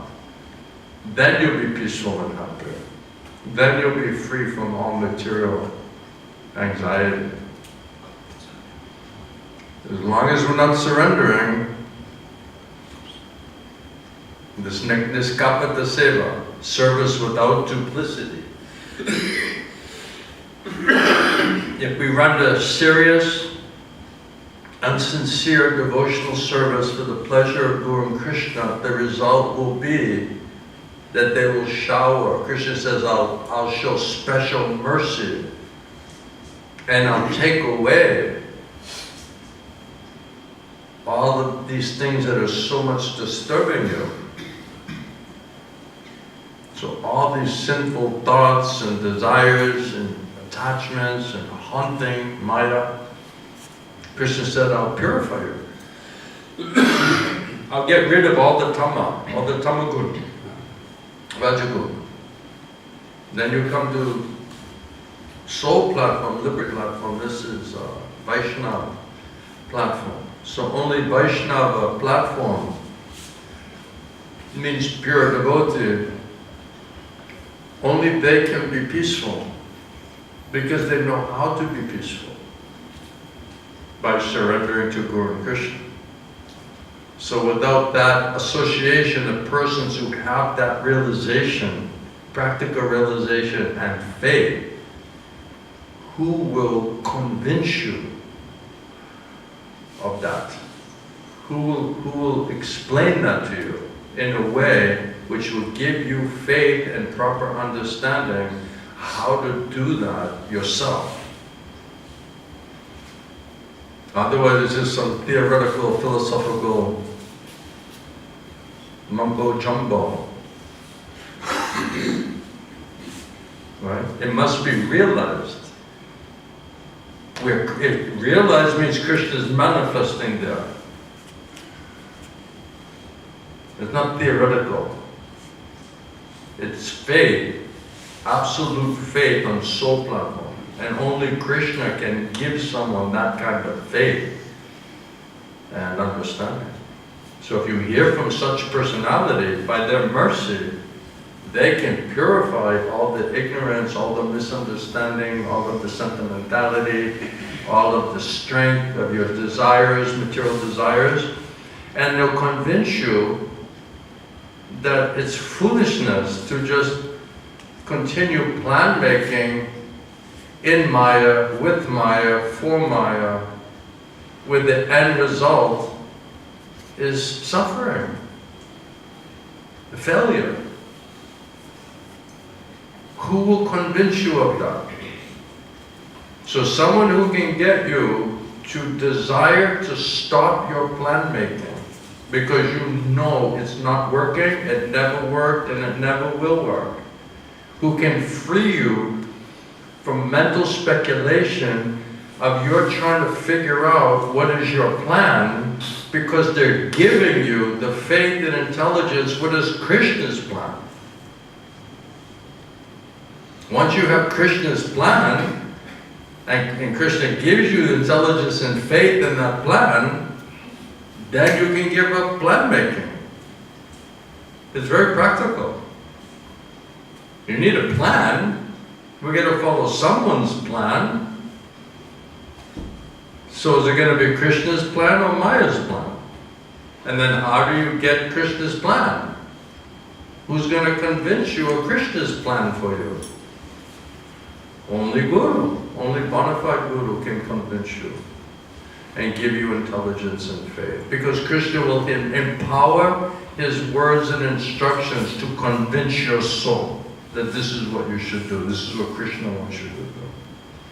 And if we don't hear that plan, and we don't agree, that means we're not serious.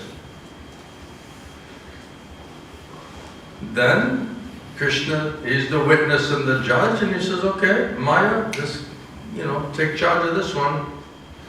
Train him up a little more.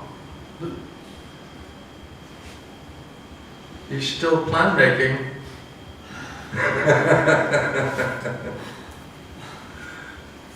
Can I plan make a little bit?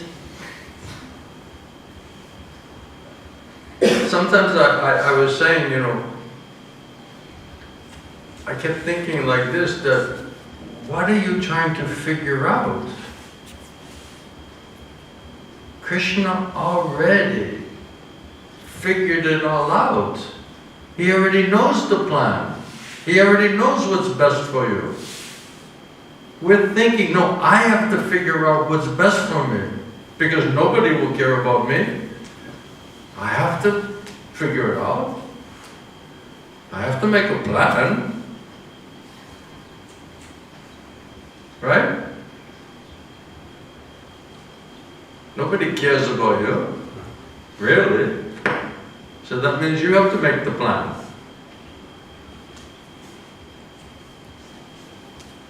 But it just makes sense that, well, what are you trying to figure out? Figuring it out means figuring out what is my plan. But if Krishna already knows the plan and what's best for us, the only real question should be, how do I get Krishna to give me intelligence and faith and understanding in his plan? That's the only question. There's nothing to figure out. It's like the servant, who's in the house, and the master says, and he's walking around and he's like, what are you doing? He's like, I'm just trying to figure it out. And the master comes, you come to me and I'll tell you what you should buy at the store. There's nothing to figure out.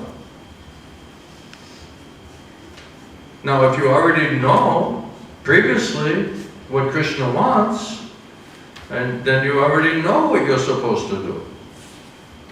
Then your intelligence, mind, senses, everything should be how to do that seva the best way possible. That's fine. Because it's focused on how to do your devotional service in the best way possible.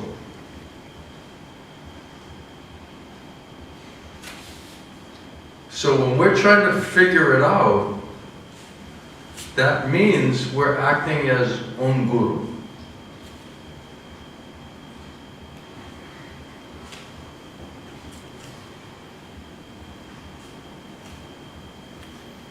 And then when we're acting as Om Guru, that means we go to our mind, our intellect, and our feelings and emotions, which are all captured by Maya. So we get all the wrong information, the opposite information, the opposite feelings and emotion and intelligence and plan. And we're like, whoa, it sounds good, it's logical, it's practical, based on my experience, this and that. Yeah, okay, I made that mistake, okay, I won't make that mistake again. And then, okay, I'll factor that into that. And whenever I did that, it didn't work. Okay, I'm not going to do that, so now I'll do this, and I'll do, right? We're just doing like this, like moving chess pieces around. Trying to compensate for whatever blunders we made before. Okay, if I can just cut down on the major blunders. If I can eliminate, like say, 60% of the major blunders, then I'll only have like 40% of anxiety left to plan make for.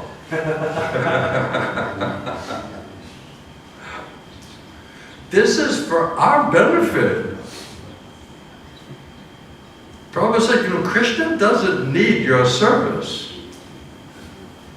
He's got plenty of very wonderful, loving, eternal, greatest personalities serving him.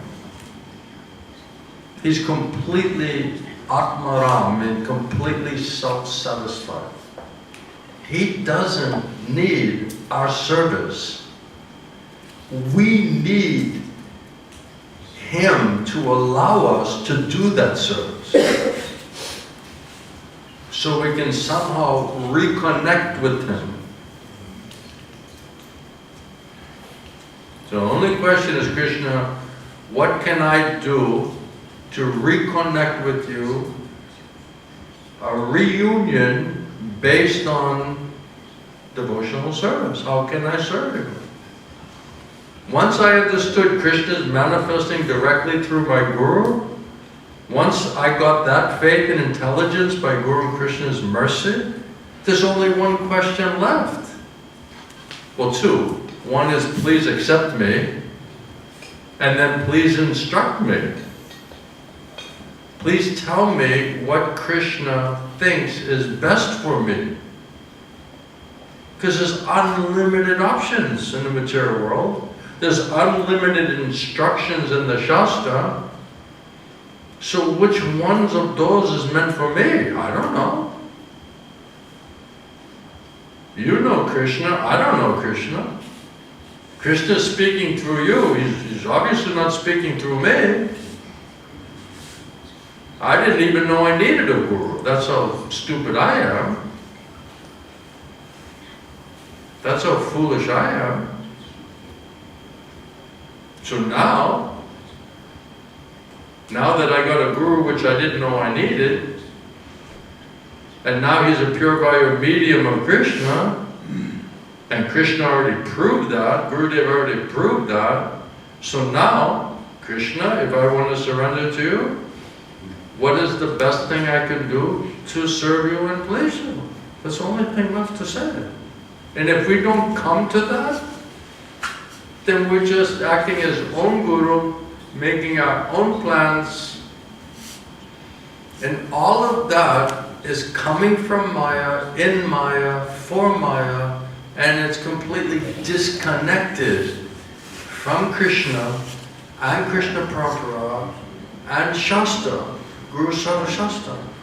So there's nothing spiritual about it, because the Guru, bona fide Guru, is connecting us in Sambandha Gyan, means that connection, relationship with Krishna is established by the mercy of bona fide Guru, Krishna true representative.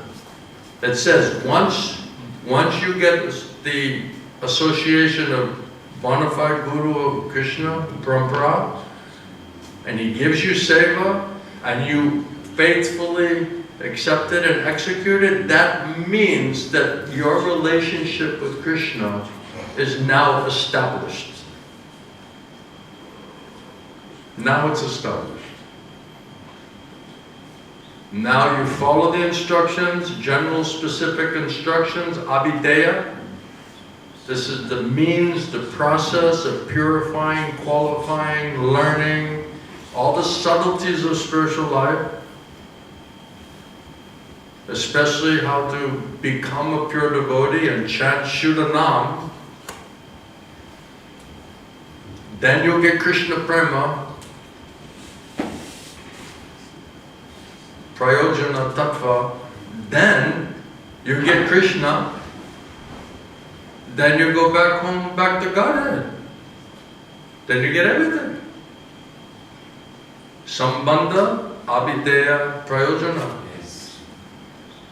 So if we'll not accept Krishna's instruction through bona fide Guru, there is no connection with Krishna. Krishna has not accepted you. And if you are sincere, crying to Krishna, want to serve Krishna, want to surrender to Krishna, want to develop love for Krishna, then he'll send you to a bona fide guru. And that guru will connect you and qualify you in practical devotional service. That's now you're running on Krishna's plan.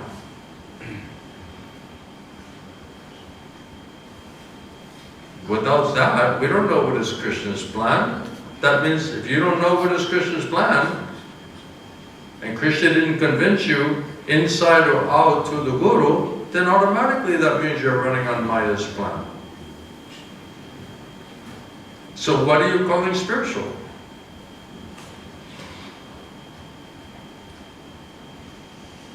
Makes sense? Any questions? Anybody? No? Okay. Anybody else? Yeah? I was wondering this thing, like it says, like in the heavenly planets they have like better intelligence and they follow like the Vedic culture, but also because of there's like better enjoyment then that they don't surrender to Krishna. So if they have better intelligence, they can understand like. What's he say? Is it the Brahmanas have better intelligence? No, the other planets. Like in the heavenly planets, like they have better intelligence. In the heavenly planets, people have better intelligence, so why are they not surrendering to Krishna? Too much sense gratification. But if they have better intelligence, then they They can have too understand. much sense gratification, they're enjoying too much. So they're not able to become pure devotee. They're devoted, but not pure devotee. But this planet, there's so much suffering here. So the suffering is intolerable for one who realizes they're suffering. Then that suffering will force us to surrender to Krishna. Then we'll give up all this material desire, material attachment, sense gratification. That's why. That's my understanding. Anybody else? Yeah? Something more. Did we answer your question first time? Round? Yeah? Are you sure? Completely answered it? Yes, I understand. Yes, you also say that we should engage in a higher, we should have a higher engagement. Yes. Higher what? We need a higher engagement, a better plan, Yeah. Krishna's plan. So we can overcome these anxieties. so we can overcome our anxieties. We need a better plan. We need a better plan. Yeah. Because Krishna says, without surrendering to me, even if you're karmic, jnani, yogi, they're not peaceful either. What to speak of ordinary person who's not even a karmic, jnani, or yogi, right? They're not peaceful at all. Prabhupada said material life means so much anxiety, so much disturbance.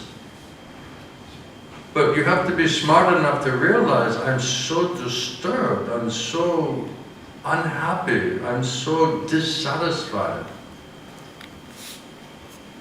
This is intolerable condition.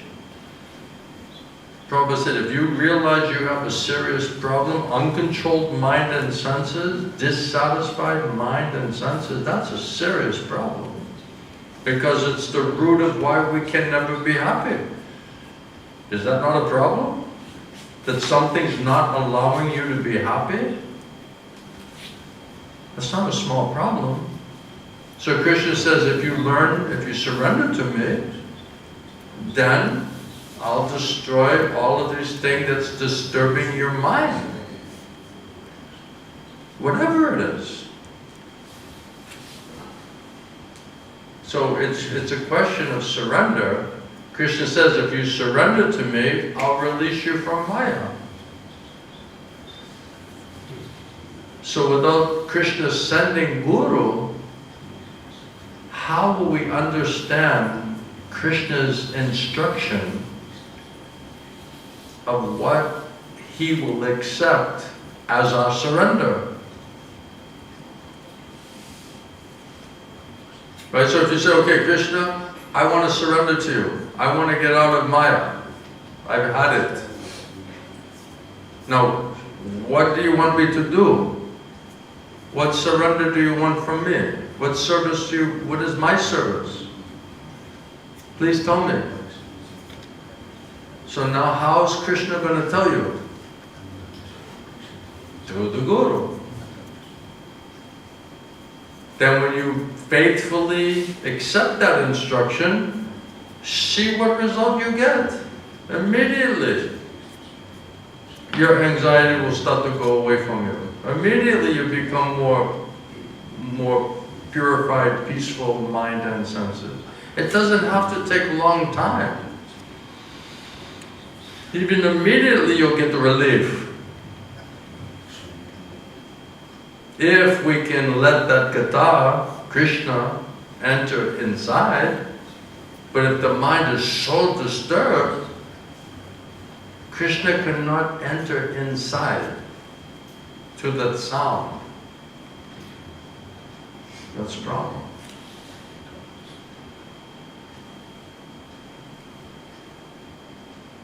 So therefore Prabhupada said, just give them prasadam. Then Krishna prasadam, Jagannath prasadam, that will also purify the mind, the mad mind. I always say, thank God for prasadam.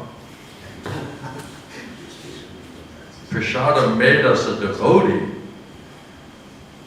right? Carob, peanut butter, halava made me a devotee.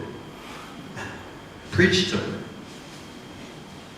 Once I ate that halava, I'm a soul surrendered unto you, Krishna.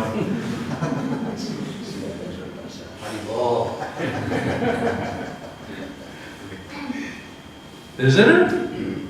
Could we possibly do divine austerity without Krishna prasadam? Let's be honest. Isn't prasadam keeping us here?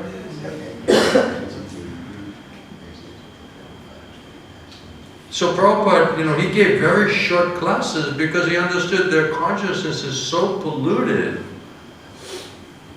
they won't really be able to understand it. So he said, he's just making prasadam for them, just keep eating prasadam, then Harinam, Kirtan, chanting Hare Krishna. So Prabhupada mostly chanting Hare Krishna, and he giving them prasadam, a little bit philosophy. Then he purified their consciousness.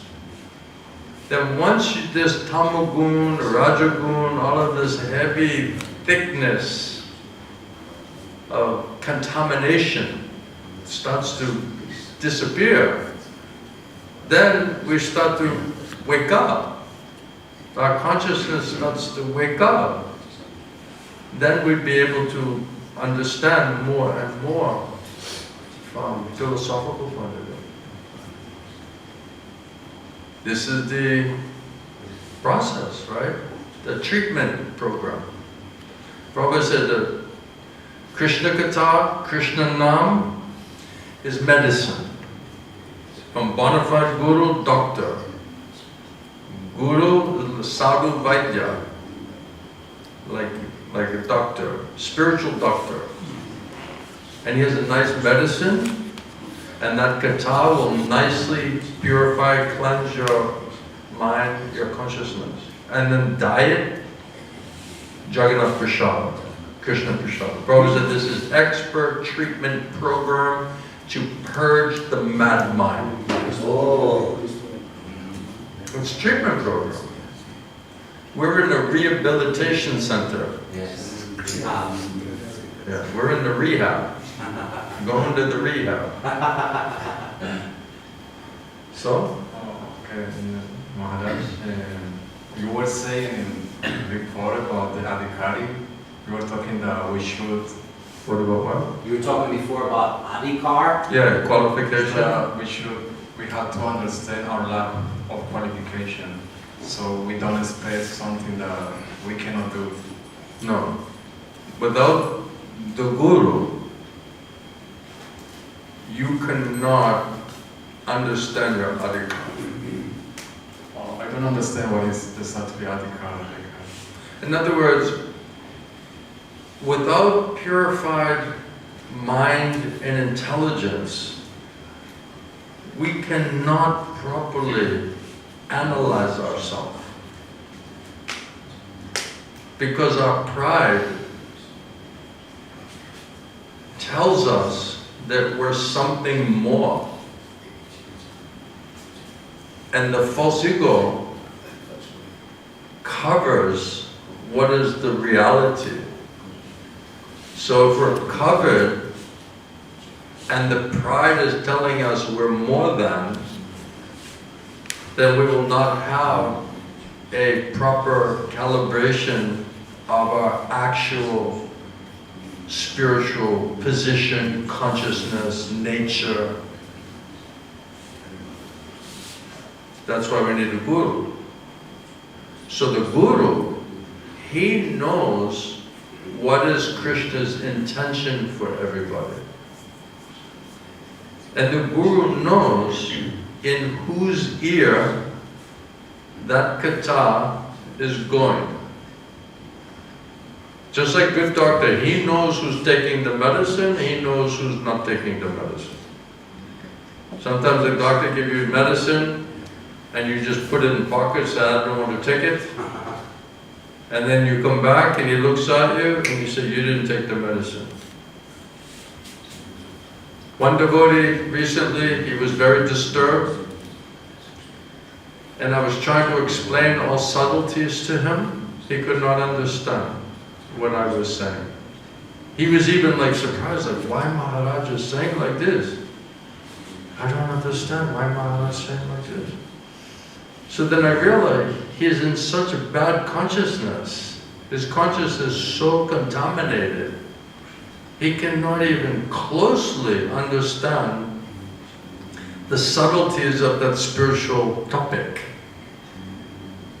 So I told him, you just chant Hare Krishna Mahamantra, cry before the Lord, cry to Krishna, please Krishna, purify my mind and senses so I can understand this thing. And then I said, we'll talk in the morning, right? So then I came down the stairs and I was hopeful that he chanted and that he purified his mind, senses a little bit. Then I took one look at him and he was in worse condition in his consciousness. So I said, did you chant? Now I asked him, because I know he didn't. I said, did you chant? I asked you to chant nicely and cry before Krishna and pray to Krishna so that I could explain everything to you today? He said, no, not really. I said, I know. Because I can see by your consciousness you didn't do it. So now, when I say like this, you're going to take it like that. You'll take it an opposite way. You'll misunderstand everything I said. Then how can anybody explain anything to you if you're in such materialistic consciousness, such contaminated consciousness? It's impossible. I said, even Krishna, if he came here, he couldn't convince you either if you're in this type of consciousness. So if we don't agree with the treatment program, and we don't participate, cooperate, then we're not going to get well. It's as simple as that. We're not going to get out of trouble. We're not going to give up this mental speculation. Mental speculation means mistake. It means already you don't know. If you're thinking, the answer would just come to you, right? So if the answer is not coming to you by all of your mental speculation, it means you still don't know. So if you just do more mental speculation, then you'll come to know? Like somehow your mental speculation will purify itself and then some absolute truth will pop out of that? Right? You just rub enough mental speculation together and then absolute truth pops out, you know? You know, so if it didn't work in the first moment, first minute, it's not going to work in the next 100 years. Make sense? Because the process is wrong. Right? People are just like rubbing their head. Sometimes I ask a question and they're just like, I'm like, I don't care how much you rub your head, you're not going to get an absolute answer. You can massage your head. Right? Okay, let me get an absolute answer out of here. Come on, man. Spit something out. Give me something good.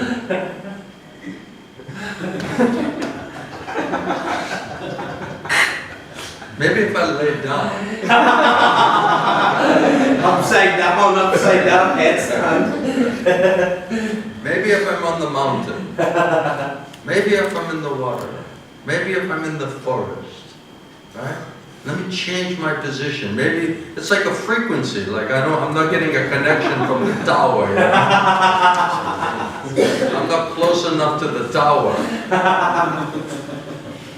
Yeah, you're in a steel box of the material mind. You've taken up residence in the steel box. And you're like, I don't know why I can't get a connection. Nothing good's coming. Just like static, you know? And then we're such speculators, we'll start interpreting what the static means. Isn't it? That's not ordinary static. Especially after you smoke something. That's static. Talk about. That's static telling me you can't believe the bigger plan that I got out of that static. Right? And then Krishna's like, you don't have to listen to the static. You just have to ask me and I'll tell you, you know what I mean? Static not required. You know, it's like Krishna, what's it like some spy, you know, he'll give you the information, but you have to decode it somehow and understand what does that static mean. You think that's how Krishna's going to tell you? Can't he just tell you to your face? Is Krishna not capable of doing that? Definitely he can do it. We just don't, Prabhupada said, you just don't know how to do it. You don't know the means to hear it. Because you're too much speculating, plan making. And you won't give it up. Because we're too attached to our plans. That's why many times people came to my Gurudev and they're like, Gurudev, can I do like this and this and this and that? And Gurudev said, yes, great. And then we're like, why would Gurudev tell them to do like that? And then Gurudev would say, they already made up their mind. They're already going to do it. Okay, do it.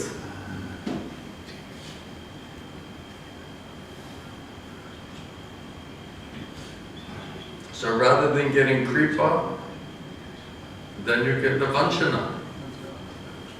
You get to cheating.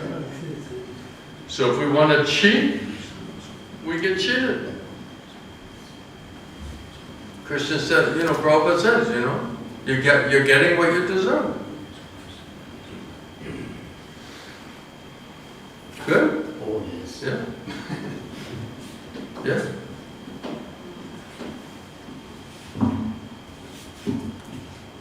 Hare Krishna, Srila Gurudev. This happened to me, what you just said. Is it what? This happened to me, what you just said, this Yeah. happened to me. What, in the box with the static? Yeah, and I was like trying With to some like, psychedelic manipulation? yeah, I mean, Were you talking to God? No? Jimmy You're Hendrix. talking to the devil, Jimmy Hendrix. talking to the demon. yeah. I was being led by Maya. Huh? She said I was being led by I Maya. thought you were saying you were brought up by Maya. Yeah. How did that go? Was that a nice ride?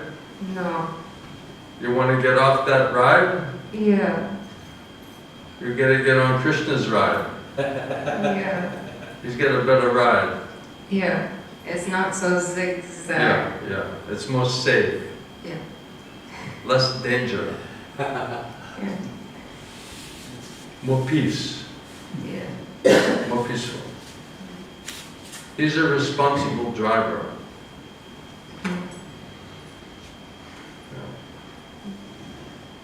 So now you know what you don't want. Now you know what didn't work. Right?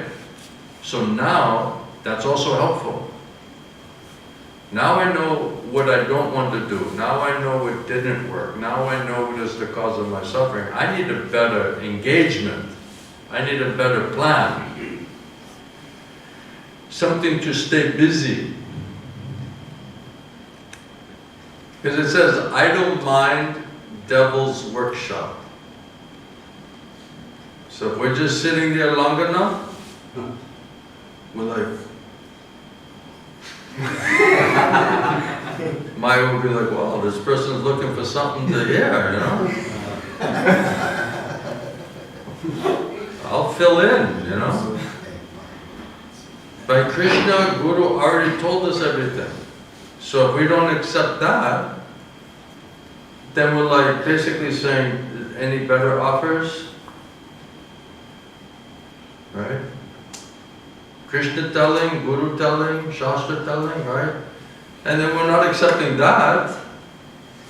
Means we're just going to Maya saying, well, how do you counter that, Maya? Right? So we're like negotiating, you know, Yeah. who's got a better plan with Krishna.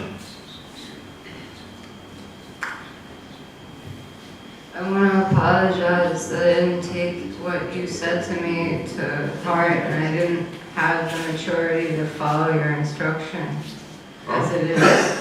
I want to apologize to Gurudev for not taking your instruction to heart and following it properly. When we do it, when we follow the instruction with a simple heart, sincere way, taking shelter of the instructions, then you get mercy of Guru Krishna. It's undeniable. And when we don't do it, because we're stupid, we're lazy, we're rascal, we're rebellious, we're foolish, we're just addicted to mental speculation, then we get other results. Then it doesn't work. Then now no shelter, no protection, mind disturbed, contaminated consciousness, no peace, no happiness. It doesn't work. So then you just have to be reminded to take shelter of the instructions. Taking shelter of the instructions means taking shelter of Krishna, means surrendering to Krishna. The Guru's instructions are what Krishna is expecting from us as our conscious, willing, cooperative effort to follow his instructions that we receive through the Guru. And if it's genuine and sincere and serious, Guru Krishna, immediately you'll get relief. Doesn't have to take a long time. Immediately. As soon as you accept it, and you're humble, you realize your mistake, and you rededicate yourself to take shelter of those instructions to try to please Guru Krishna, now you're in the solution. Now you're on your way to solving the problem. If we deny it, because we listen to the stupid mind, we overthink it, we overanalyze it, we twist it around, we misunderstand it. One time I asked my guru, I said, Gurudev, when Juba Maharaj, when he had material desires, so the mother said Yes. to go to the forest. Then he found his guru there. So then Narada Muni, he was testing him. How serious is this person? And then I asked my Gurudev, when the guru is giving instruction to the disciple, is he just testing you? Or is it really what Krishna wants? And my Gurudev, he said, you see, it's already so difficult for you to understand it. So just whatever he said, just do that. Or maybe he meant this and that, maybe he's testing me, maybe he wanted me to do some other thing, right? We'll just talk ourselves out of a simple, straightforward instruction by Maya doing this mental speculation trick. And that, I'm so grateful that I asked that question, because it simplified that I should just follow the instruction to the best of my ability. That will please my Guru, that will please Krishna, I get their mercy, that solves all of my problem. And when we do it, it solves all of our problem. And when we're overthinking it, and we're twisting it around, and we're misunderstanding it, and we're talking us, well, maybe he meant this and that, and we just completely just talked ourselves out of a simple, straightforward instruction. And then when you get messed up, and the Guru says, how you got messed up? You know, Prabhupada says the secret of success in spiritual life is make the instructions of your Guru your life and your soul. And just dedicate yourself to those instructions. That's the secret of success. How to get mercy from Guru Krishna. Make it your life and your soul. And when we get messed up, it's because we didn't make those instructions our life and our soul. That means there's no shelter from Maya. That consciousness is completely messed up. And I said, were you following all the instructions? You made the instructions your life and your soul? That you're in this kind of consciousness? And then they say, well, what were my instructions?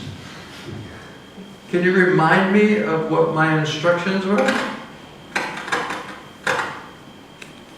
So Krishna says, you have to get a clear understanding of the instructions. Whatever it takes for you to get a very clear, straightforward, crystal clear understanding of Krishna's instruction, that's what you have to be greedy for. Because if you don't understand it, and it's not properly explained to you, how are you going to make that your life and your soul? Well, I have this general idea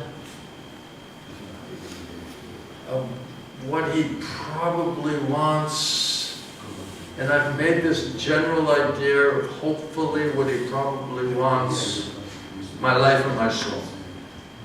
No. It doesn't work like that. It's much more scientific. Prabhupada says Krishna consciousness is an exacting science. Prabhupada. An exacting science.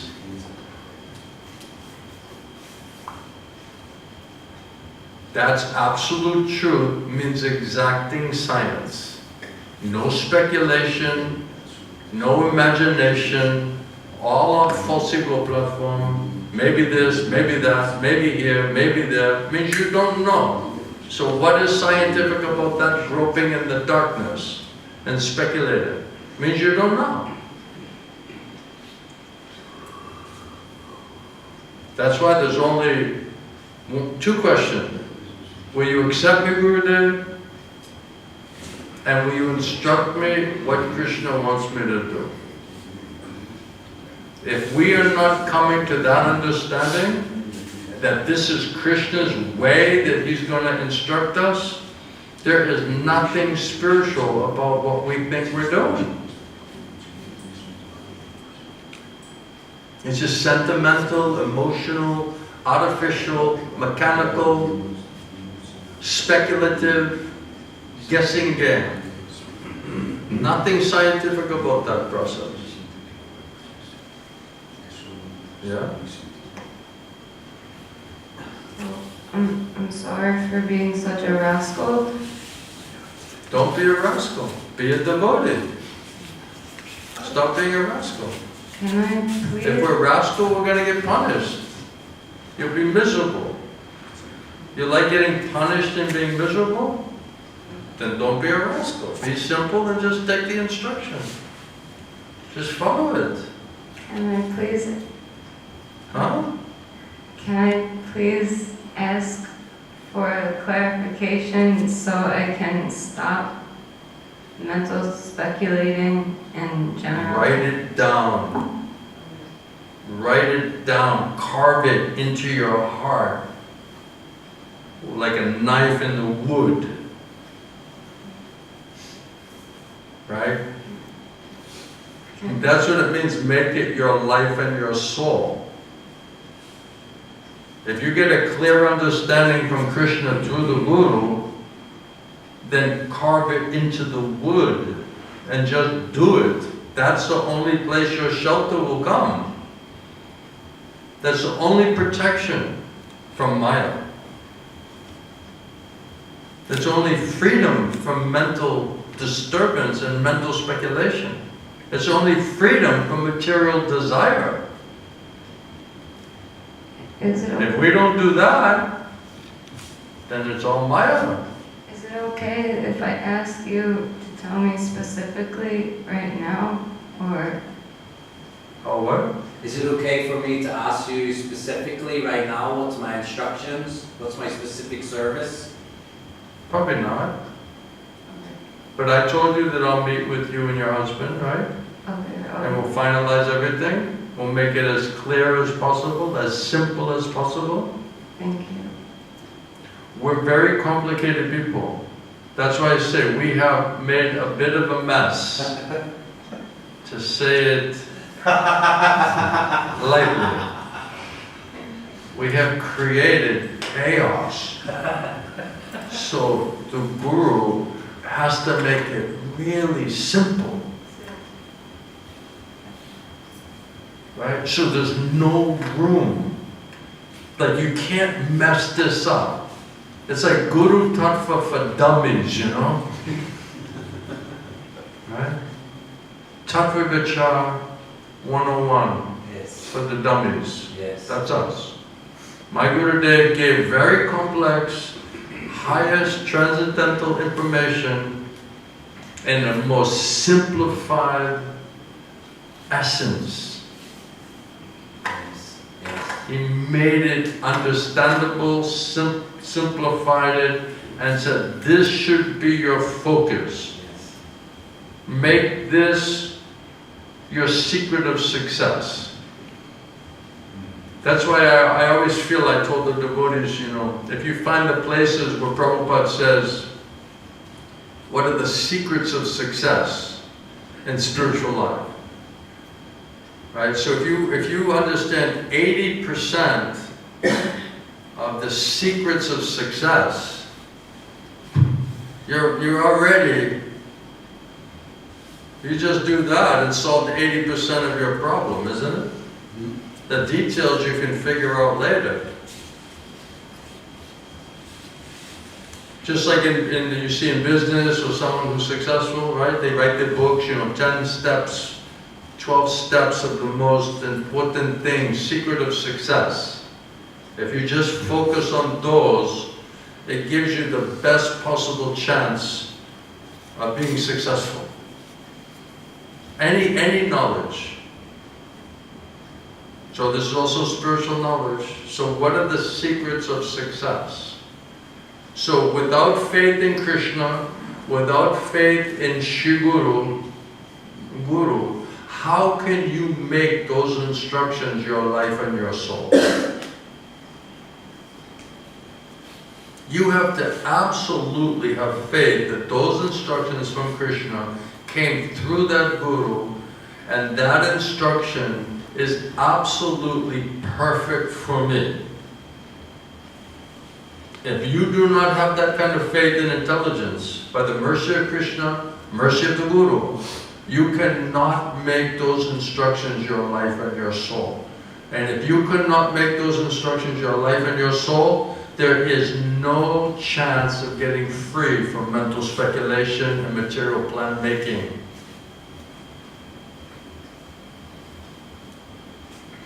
Those are the two options.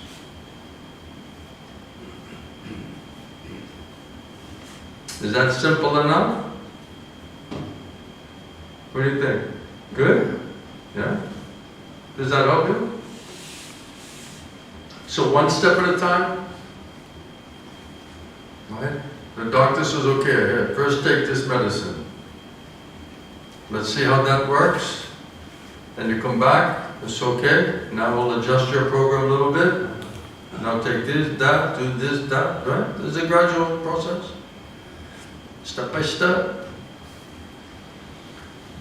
And unless one is authorized by Krishna, Guru Parampara, unless they have practical, scientific faith and realization, how can they be a guru? They'll just be speculator. Well, let's try this. Have you tried this? Have you thought of that? Right? We're suffering because of mental speculation. The last thing you want to do is go to another mental speculator. Well, he's a better mental speculator than I am. Okay, so his speculation was more creative, complex, technical, but it's still Maya. It's still going to fail. Don't we need a plan that is guaranteed not to fail? Why are we not interested for that plan? That means we need Krishna's plan. We're nervous because Prabhupada said you don't trust Krishna. Well, I don't know what he's going to tell me. I don't know if I can do it. I don't know if I can handle it. I don't know if I can surrender. I remember one time my godbrother, he was going back to France. And then he went to Gurudev and said, Gurudev, what is my instructions? And Gurudev said, every day you just read one shloka from the Bhagavad Gita. And I was so amazed because Gurudev giving exactly the right instruction, the right prescription according to what that person can actually understand and do. Expert. Because he's depending on Krishna. Krishna knows exactly what we can do and not do. What we're willing to do and not willing to do. He's expert. Krishna is expert.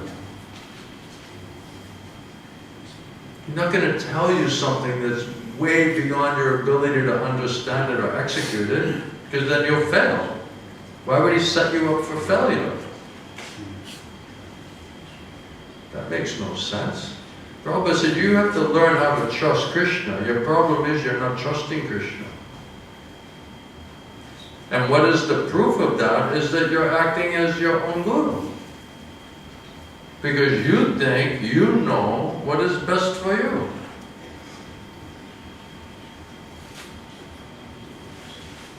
But Prabhupada says, has it ever worked? Are you happy with the results? Okay, after 50 years of being your own guru, how well did it work? Let's rate it.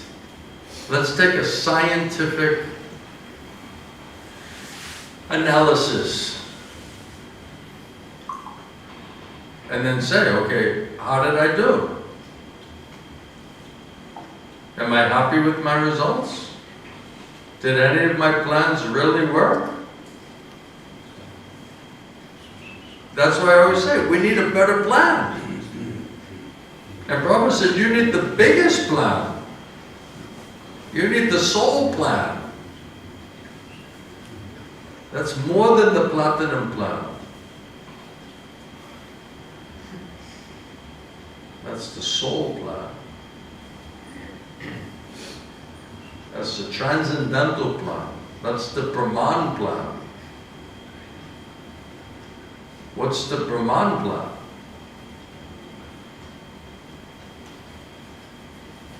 Any other questions or points? Step by step. Step by step.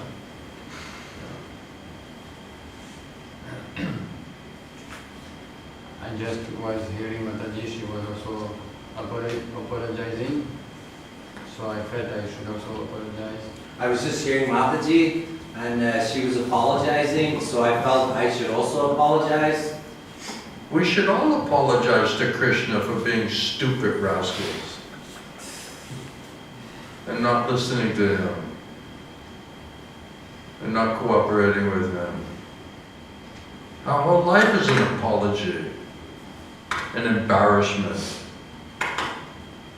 If you really want to be honest, what are we proud about? What is our claim to fame? Uncontrolled mind and senses, sinful activities, hundreds, thousands of times sinful activities. What do we have to be proud about?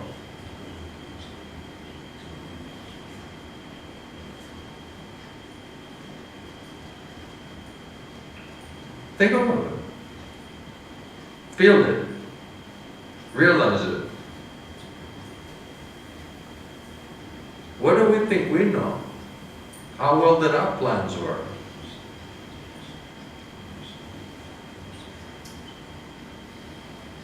But pride, false ego? No, I know. I know what is best for me. Nobody can tell me. That's why when I went to Bhubaneswar, I was riding around on a motorcycle, a spiritual wonderland. I thought I was like in a safari park. I was going it during the day and watching the elephants and the tigers and doing a little sadhu sangha. Having a good old time for myself. Then one day Gurudev said, you know that your life doesn't belong to you anymore. And I was like, wow, that's a pretty heavy statement. My life no longer belongs to me anymore. Wow. Okay. He said, yes. Because now you belong to the Guru. Wow. Now I belong to this person I just met recently, and my life doesn't belong to me anymore. Okay. that's getting interesting now. This looks like some serious conversation. Now he's talking. And then he said, and you have to be prepared to die for that guru. My holiday was over. The spiritual safari was done. The elephant watching was no more. Now, that's if you want Krishna Prema. If you want to get out of Maya and you want Krishna Prema, this is what he's promising to do. This is how he's going to help you to achieve that. Now, if you're not interested in that, and you want some guru who just let you do whatever you want, and you act independently, and you just... Sometimes people are doing crazy things, and I said, does your guru know? What are you doing? And most of the times they say, not really, he's too busy. Or they'll say, well, I told him. Wow. So you want that kind of guru? You're just getting rubber stamps on your mental speculative material plan making. That's another story. That's also available. And if you think of it from an absolute platform, Krishna is saying, nobody is independent from me. You don't belong to yourself. Your body, your mind, your soul belongs to Krishna. But Maya, we think, no, I belong to myself, I'm independent, I can do what I want, think what I want, come and go, this, that, right? I, me, mine. But that's not a fact. This body is Krishna's energy. Krishna created it. He's the controller of that energy. That super soul is controlling this body. He's giving intelligence and strength. If he doesn't give you intelligence and strength, you're deaf, dumb, and blind, and you're just like a paraplegic. You have a stroke. Can't do anything. So yes, the body, mind, soul doesn't belong to us. It belongs to Krishna. And then we're supposed to cooperate with what is Krishna's plan for this soul, for this body, for this mind. How does he want to engage me in his seva?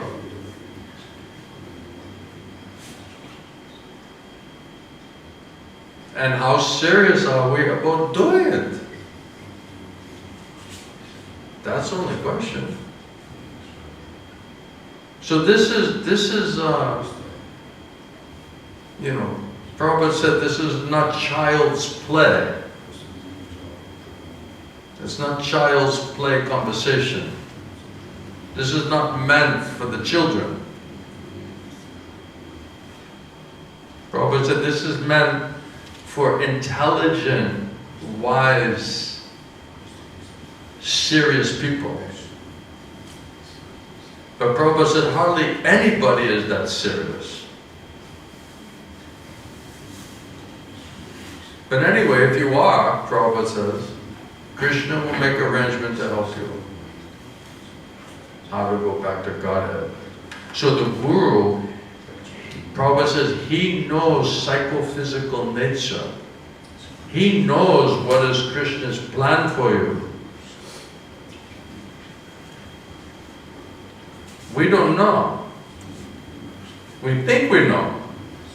Because we say, okay, according to what I think is my nature, everyone's trying to analyze what is my psychophysical nature,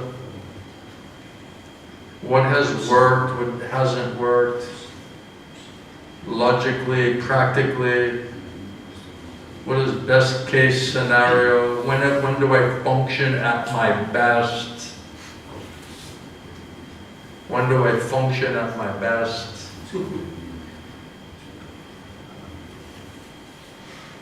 That's how we're coming to our conclusion. Let me think back. When was I the most peaceful and happy? What were those conditions? Who were the people that were there? What were my activities? And we're trying to recreate some scenario because we had a glimpse of some kind of peace or happiness. And we're living in a life trying to recreate that movie scene where we remembered some kind of glimpse of reasonableness or so-called happiness.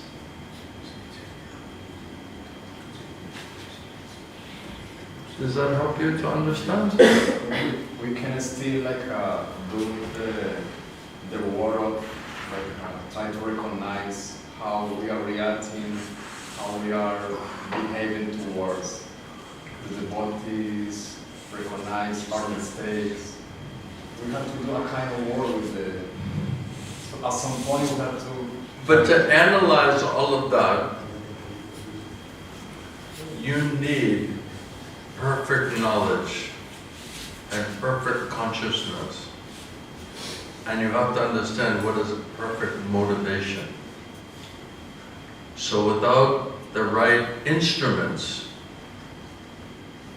and consciousness and measuring instrument and motivation, how we really analyze it accurately.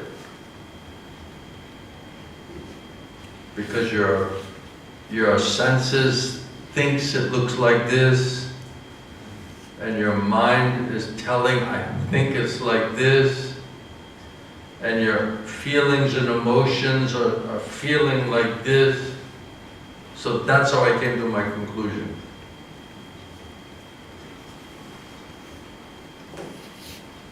So you can't trust it. So if that intelligence, mind, and senses is not giving you the right information for yourself, then how will that work analyzing anything else externally? So say you act nicely towards somebody and they reciprocate nicely, right?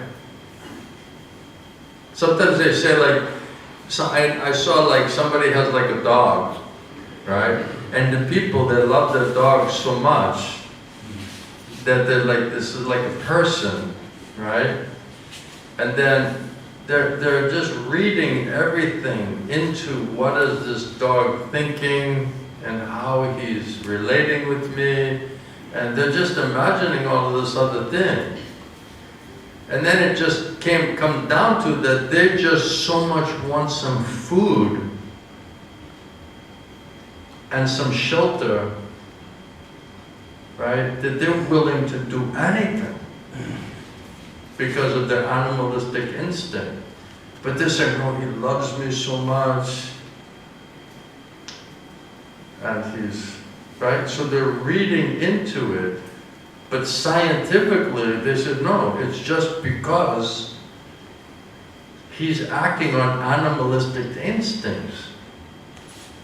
You are his protector, you are feeding him, you are taking care of him, right? You're doing everything to protect his animalistic instinct. So therefore it says, those who are satisfying your senses, you're considering them your friend. Who's facilitating your sense gratification, he's my friend. And who's not satisfying your senses and giving you sense gratification, he's my enemy. So if somebody speaks the truth to you and is very painful and unpalatable, we'll think, oh, this person is ill-behaved, not cultured person, he doesn't know how to deal with people. It's unpalatable, right? we won't analyze that this person just spoke the unpalatable truth to me and cut into my false ego and corrected me, and that's actually Guru and Krishna's arrangement. So what is our analysis? What is the basis of our measurement and analysis? Is it from an absolute platform, or is it from a false ego platform? That's why you can't trust it.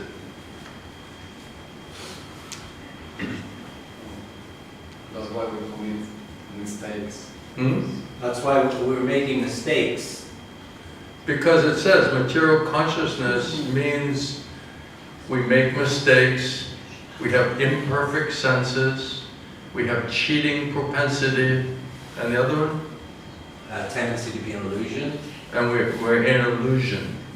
So if you're in illusion, making mistakes, you have a cheating propensity in imperfect senses, then what is the meaning of your analysis?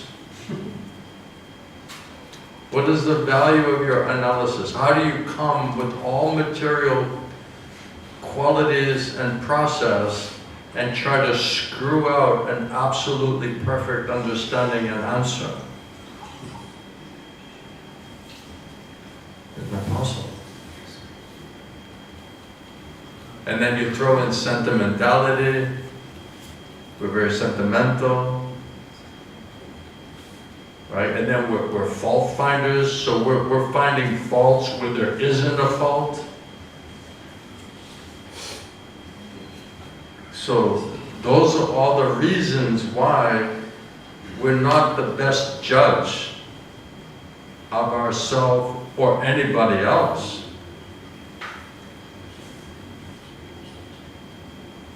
So Krishna Guru will say, this is your actual level of consciousness, this is your actual level of intelligence, this is actually your level of qualification, this is what you can do and not do according to that body, that psychophysical nature, that mind, that intelligence that you have. So with all of that, taking all of that into consideration, this is most appropriate service that you can do. Now, if we could understand all of that, then we don't need a guru.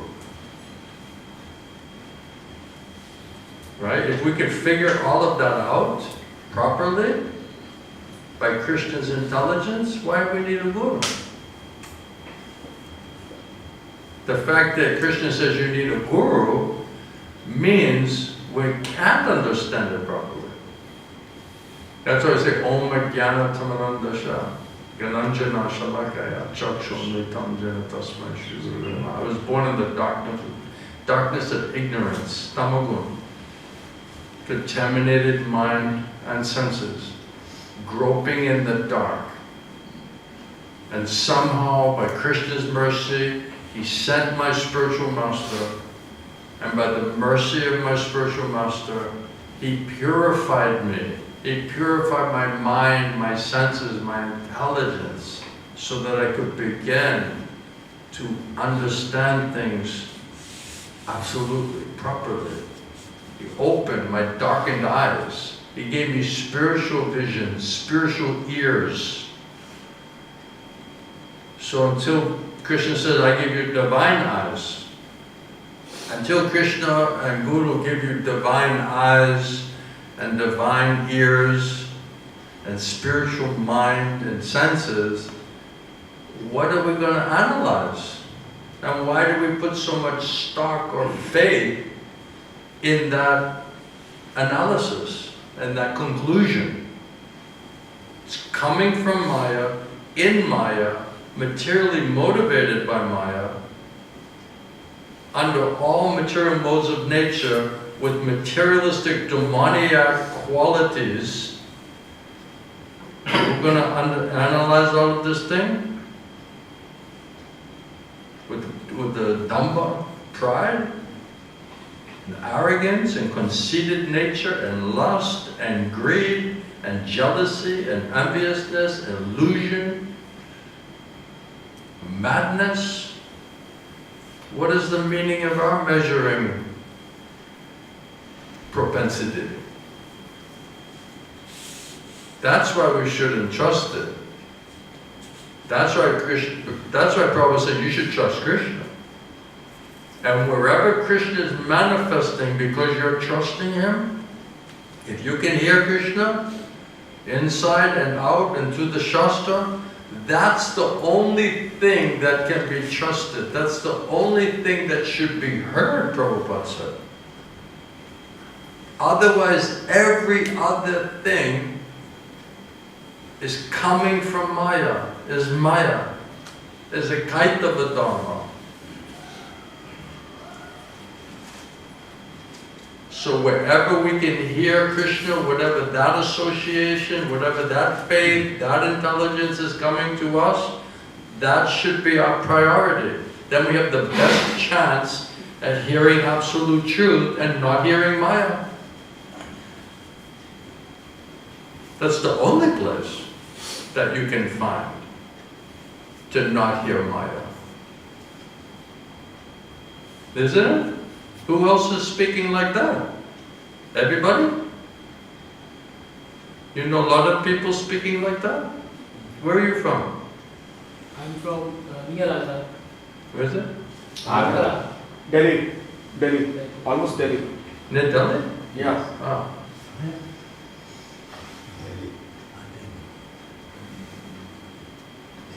Thank you for listening nicely, I appreciate it. Anybody else? Don't you love these long classes? Isn't it draining? Is it draining you? The thing is, we need a lot of spiritual medicine.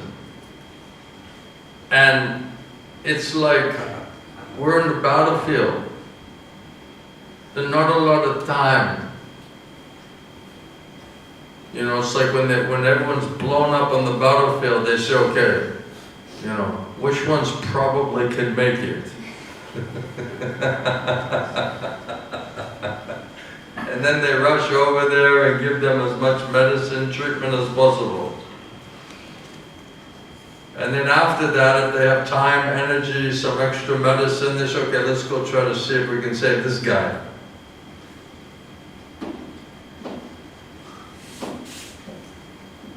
Right? So whoever's the most needy and the most greedy, they get the first help. And those who think, I'm fine, everything's all right, I get it all figured out, no problem. Then, okay, figure it out, no problem. Needy and greedy. Huh? Haribol. Haribol. Exactly. Okay, thank you everybody for your kind time and attention and for allowing me to speak some things that are also very beneficial for me to hear as well. Thank you. Hare Krishna. Thank you. Shishi Gauritai ki, Srila Prabhupada ki, Srila Gaur Govinda Swami, Srila Gurudeva ki, Srila Gorka Shivadas Babaji Maharaj ki, Samaveda Bhakta Binda ki, Gaura Premanande, Srila Gurudev ki jai. Srila Prabhupada, Srila Gaur Govinda Swami.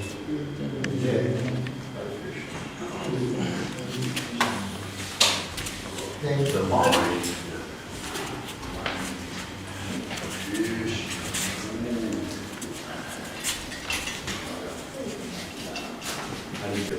You're not just speaking some light, flattering words. He's speaking like heavy, heavy, heavy. Guru means heavy. He's bringing the heat, isn't it? Hare Krishna.